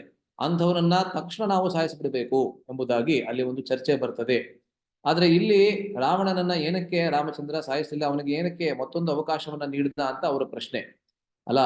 ಯದ್ಯಪಿ ತನ್ನ ಮಡದಿಯರ ಅಪಹರಣವನ್ನ ಮಾಡಿದ್ದಾನೆ, ಅವನು ಸಾಯೋದಕ್ಕೆ ಯೋಗ್ಯನಾಗಿದ್ದಾನೆ, ಆದ್ರೂ ಕೂಡ ಅವನನ್ನ ಸಾಯಿಸ್ದೇನೆ, ಅವನ ಸಂಹಾರವನ್ನ ಮಾಡದೇನೆ ಮತ್ತೊಂದು ಅವಕಾಶವನ್ನ ಏನಕ್ಕೆ ಕೊಡ್ತಾನೆ ಅಂದ್ರೆ, ಅದು ರಾಮಚಂದ್ರನ ಮನಸ್ಸಿನಲ್ಲಿ ಇರ್ತಕ್ಕಂತಹ ಕರುಣೆಯ ಅತಿರೇಕ ಅಂತ ನಾವು ಹೇಳ್ಬೋದು. ಅದರಿಂದ ಈ ಒಂದು ನಿಯಮ ಏನಿದೆ, ಈ ಎಲ್ಲಾ ನಿಯಮಗಳೇನಿದೆ, ಅದು ಕೇವಲ ನಮಗೆ ಮಾತ್ರ ಅನ್ವಯವಾಗುವಂತಹದ್ದು, ಭಗವಂತನಿಗೆ ಅನ್ವಯವಾಗೋದಿಲ್ಲ. ಅರ್ಥ ಆಗ್ತಿದೆಯಲ್ಲ? ಆತ ತಾಯಿ ಅಂದ್ರೆ ಅವನನ್ನ ಸಾಯಿಸ್ಬೇಕು. ಉದಾಹರಣೆಗೆ ನಾವು ಒಂದು ಉದಾಹರಣೆ ಕೊಡಬೇಕು ಅಂತ ಹೇಳಿದ್ರೆ, ಹಾವನ್ನ ನೋಡಿದ್ರೆ ತಕ್ಷಣ ಸಾಯಿಸ್ಬಿಡ್ಬೇಕು. ಅದು ಒಂದು ಈವನ್ ನಮ್ಮ ಭಾಗವತದಲ್ಲಿ ಪ್ರಹ್ಲಾದನೇ ಹೇಳುವಂತಹ ಶ್ಲೋಕ. ಅದ್ಯಾವ್ದು ಶ್ಲೋಕ ಅದು ಬರ್ತದೆ, ವೃಶ್ಚಿಕ ಸರ್ಪ ಹತ್ಯ ಸಾಧುರಪಿ ಮೋದೇತ ಸಾಧುರಪಿ ವೃಶ್ಚಿಕ ಸರ್ಪ ಹತ್ಯ ಅಂತ ಪ್ರಹ್ಲಾದ ಹೇಳ್ತಾನೆ. ಹೌದು, ಹಾವುಗಳನ್ನ ನೋಡಿದ್ರೆ ಅಥವಾ ಈ ಸ್ಕಾರ್ಪಿಯನ್ ಏನಂತಾರೆ ಅದಕ್ಕೆ ಕನ್ನಡದಲ್ಲಿ ಹೇಳ್ತಾರೆ, ಸ್ಕಾರ್ಪಿಯನ್ಗೆ ಚೇಳು, ಅದನ್ನ ನೋಡಿದ್ರೆ ತಕ್ಷಣ ಅದನ್ನ ಸಾಯಿಸ್ಬಿಡ್ಬೇಕು, ಇಲ್ಲಾಂದ್ರೆ ಬೇರೆಯವ್ರಿಗೆ ಅದರಿಂದ ತೊಂದರೆ ಆಗ್ತದೆ ಅಲ್ಲ. ಅದು ಸಾಮಾನ್ಯವಾದಂತಹ ನಿಯಮ, ಹೌದು.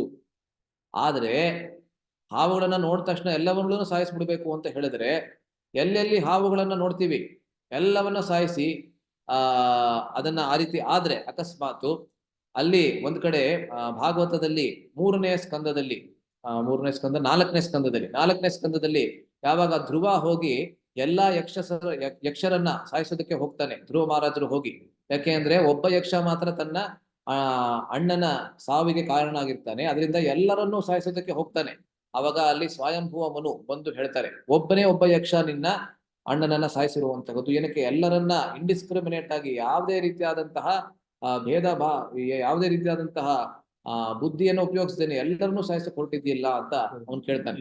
ಸೊ ಅದೇ ರೀತಿಯಲ್ಲಿ ಅಲ್ಲಿ ನಾವೇನಂತ ಅನ್ಕೋತೀವಿ ಅಂದ್ರೆ ಈ ಆತ ತಾಯಿಗಳನ್ನ ಸಾಯಿಸ್ಬೇಕು, ಹೌದು. ಆ ನಿಯಮ ಅನ್ವಯ ಆಗುವಂತಹದ್ದು ಮನುಷ್ಯರಿಗೆ ಮಾತ್ರ, ಅದು ಭಗವಂತನಿಗೆ ಅನ್ವಯ ಆಗೋದಿಲ್ಲ. ಭಗವಂತ ಆತ ತಾಯಿಗಳಿಗೆ ಕ್ಷಮಾಪಣೆಯನ್ನ ನೀಡ್ಬೋದು, ಅಥವಾ ಅವನು ಆತ ತಾಯಿಗಳಿಗೆ ಅವರ ಸದ್ಗತಿಗೆ ಕೂಡ ಅವನು ಕಾರಣ ಆಗ್ಬೋದು. ಅದು ಭಗವಂತನಿಗೆ ಬಿಟ್ಟಿದ್ದು. ಅದರಿಂದ ಈ ನಿಯಮ ನಮಗೆ ಮಾತ್ರ ಅನ್ವಯವಾಗತ್ತೆ ಹೊರತು ಭಗವಂತನಿಗೆ ಅನ್ವಯವಾಗೋದಿಲ್ಲ. ಅದು ಈ ಒಂದು ಪ್ರಸಂಗ ಏನಿದೆ, ರಾಮಚಂದ್ರನ ಕರುಣೆಯ ಅತಿರೇಕವನ್ನ ತೋರಿಸ್ತದೆ, ಅವನ ಪರಾಕಾಷ್ಠೆಯನ್ನ ತೋರಿಸ್ತದೆ, ಕರುಣೆಯ ಪರಾಕಾಷ್ಠೆಯನ್ನ ತೋರಿಸ್ತದೆ. ಹಾಗೆ ನಾವು ಅರ್ಥ ಮಾಡ್ಕೋತೀವಿ. ಅರ್ಥ ಆಗ್ತದೆ ಅಲ್ಲ? ಸೊ ಆ ಒಂದು ನಿಯಮ ಏನಿದೆ, ಲೌಕಿಕ ನಿಯಮಗಳು ಕೇವಲ ನಮಗೆ ಮಾತ್ರ ಅನ್ವಯವಾಗತ್ತೆ, ಭಗವಂತನಿಗೆ ಅನ್ವಯವಾಗೋದಿಲ್ಲ ಅನ್ನೋದು ಸರಳವಾದಂತ ಉತ್ತರ. ಬೇರೆ ಯಾರಾದ್ರೂ ಇದ್ರ ಬಗ್ಗೆ ಏನಾದ್ರು ಹೇಳೋದಕ್ಕೆ ಬಯಸ್ತೀರಾ ಯಾರಾದ್ರೂ? ಓಕೆ, ನಿಮ್ಗೆ ಉತ್ತರ ಇನ್ನೊಂದು ಪ್ರಶ್ನೆ ಇದೆ ಪ್ರಭುಜಿ, ಇನ್ನೊಂದು ಪ್ರಶ್ನೆ ಇದೆ. ಇನ್ನೊಂದು ಪ್ರಶ್ನೆ ಕೇಳಿ. ಅದು ನಂಗೆ ಗೊತ್ತಿಲ್ಲದೆ ಕೇಳ್ತಾ ಇದ್ದೀನಿ, ಅದು ನಂಗೆ ಇದು ಯೋಗ್ಯತೆ ಇಲ್ಲ ಅನ್ಸುತ್ತೆ ಇದ್ರ ಬಗ್ಗೆ ಕೇಳೋದಕ್ಕೆ. ಅದೇ ಅದು ಲಾಸ್ಟ್ ಅಲ್ಲಿ ಇದು ಬರೋದು, ನಾನು ಕೇಳಿರ್ಲಿಲ್ಲ, ನಾನು ಇತ್ತೀಚೆಗೆ ರಾಮಾಯಣ ಕೇಳಿರೋದು.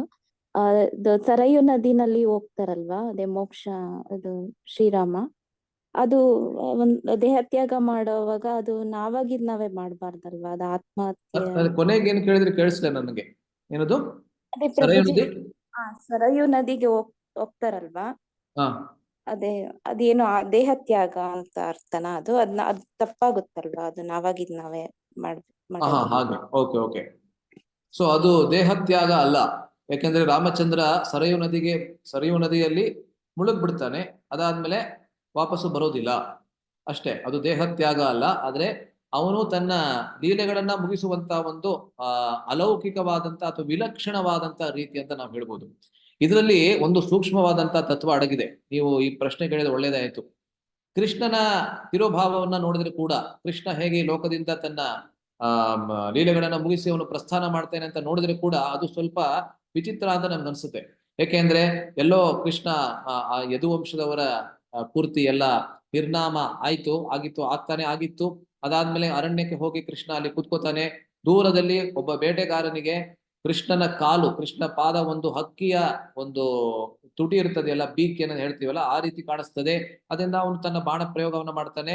ಅದರಿಂದ ಕೃಷ್ಣ ಅವನು ಈ ಲೋಕದ ಪ್ರಸ್ಥಾನ ಮಾಡ್ತಾನೆ ಎಂಬುದಾಗಿ ನಾವು ಕೇಳ್ತೇವೆ. ಆದ್ರೆ ಇದು ಇಷ್ಟು ಸರಳವಾದಂತ ತತ್ವ ಅಲ್ಲ. ಕೃಷ್ಣನ ತಿರುಭಾವ ಆಗಿರಲಿ, ರಾಮಚಂದ್ರನ ತಿರುಭಾವ ಆಗಿರಲಿ, ಅದ್ರ ಹಿಂದೆ ಬಹಳ ಸೂಕ್ಷ್ಮವಾದಂತ ತತ್ವ ಅಡಗಿದೆ. ಯಾರು ನಾಸ್ತಿಕರಿರ್ತಾರೆ, ನಾಸ್ತಿಕರಂದ್ರೆ ಯಾರು ಭಗವಂತನಲ್ಲಿ ನಂಬೋದಿಲ್ಲ ಅಂತ ನಾಸ್ತಿಕರಿರ್ತಾರೆ, ಅಂಥವರಿಗೆ ಆ ವಿಶ್ವಾಸವನ್ನ ನೀಡಬೇಕು ಭಗವಂತ. ಯಾವ್ದ್ರಲ್ಲಿ? ನಾಸ್ತಿಕತೆಯಲ್ಲಿ ವಿಶ್ವಾಸವನ್ನ ನೀಡಬೇಕು.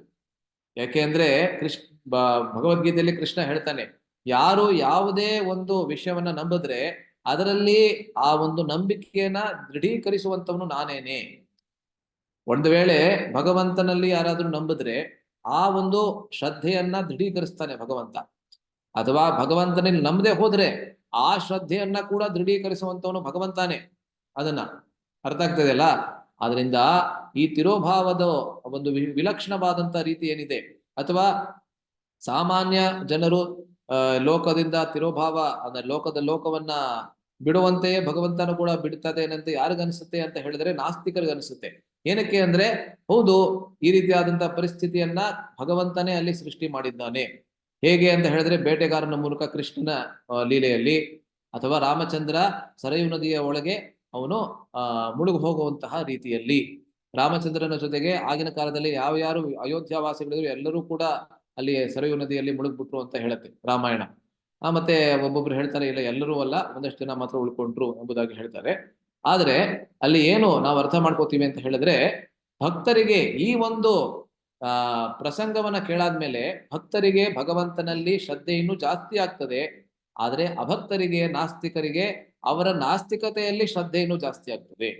ಅದೇ ಒಂದು ಲೀಲೆ, ಒಂದೇ ಒಂದು ಕಥೆ, ಅದನ್ನ ಕೇಳ್ತಾ ಇರಬೇಕಾದ್ರೆ ಭಕ್ತರಿಗೆ ಏನಂತ ಅನ್ಸುತ್ತೆ, ರಾಮಚಂದ್ರ ನೋಡಿ ಈ ಲೋಕದಿಂದ ಪ್ರಸ್ಥಾನ ಮಾಡ್ತಾ ಇರಬೇಕಾದ್ರೆ ತನ್ನ ಭಕ್ತರನ್ನೆಲ್ಲ ಕರ್ಕೊಂಡು ಒಟ್ಟಿಗೆ ಅವನು ಅಯೋಧ್ಯೆಗೆ ಹೋಗ್ತಾ ಅವನು ಹೋದ ಅಲ್ಲ, ಎಲ್ಲರನ್ನ ಕೊಡ್ಕೊಂಡು ಯಾರ್ಯಾರು ಅಯೋಧ್ಯೆಯಲ್ಲಿ ಇದ್ರು ಅವತ್ತು ಆಗಿನ ಕಾಲದಲ್ಲಿ ಎಲ್ಲರನ್ನ ಕರ್ಕೊಂಡು ಒಂದೇ ಸಮಯಕ್ಕೆ ಹೋಗೋದಕ್ಕೆ ಎಂತ ಅದ್ಭುತವಾದಂತ ಒಂದು ಲೀಲೆಯನ್ನ ಮಾಡಿದ್ದಾನೆ ಎಂಬುದಾಗಿ ನಮ್ಗೆ ಅನಿಸ್ತದೆ ಭಕ್ತರಿಗೆ.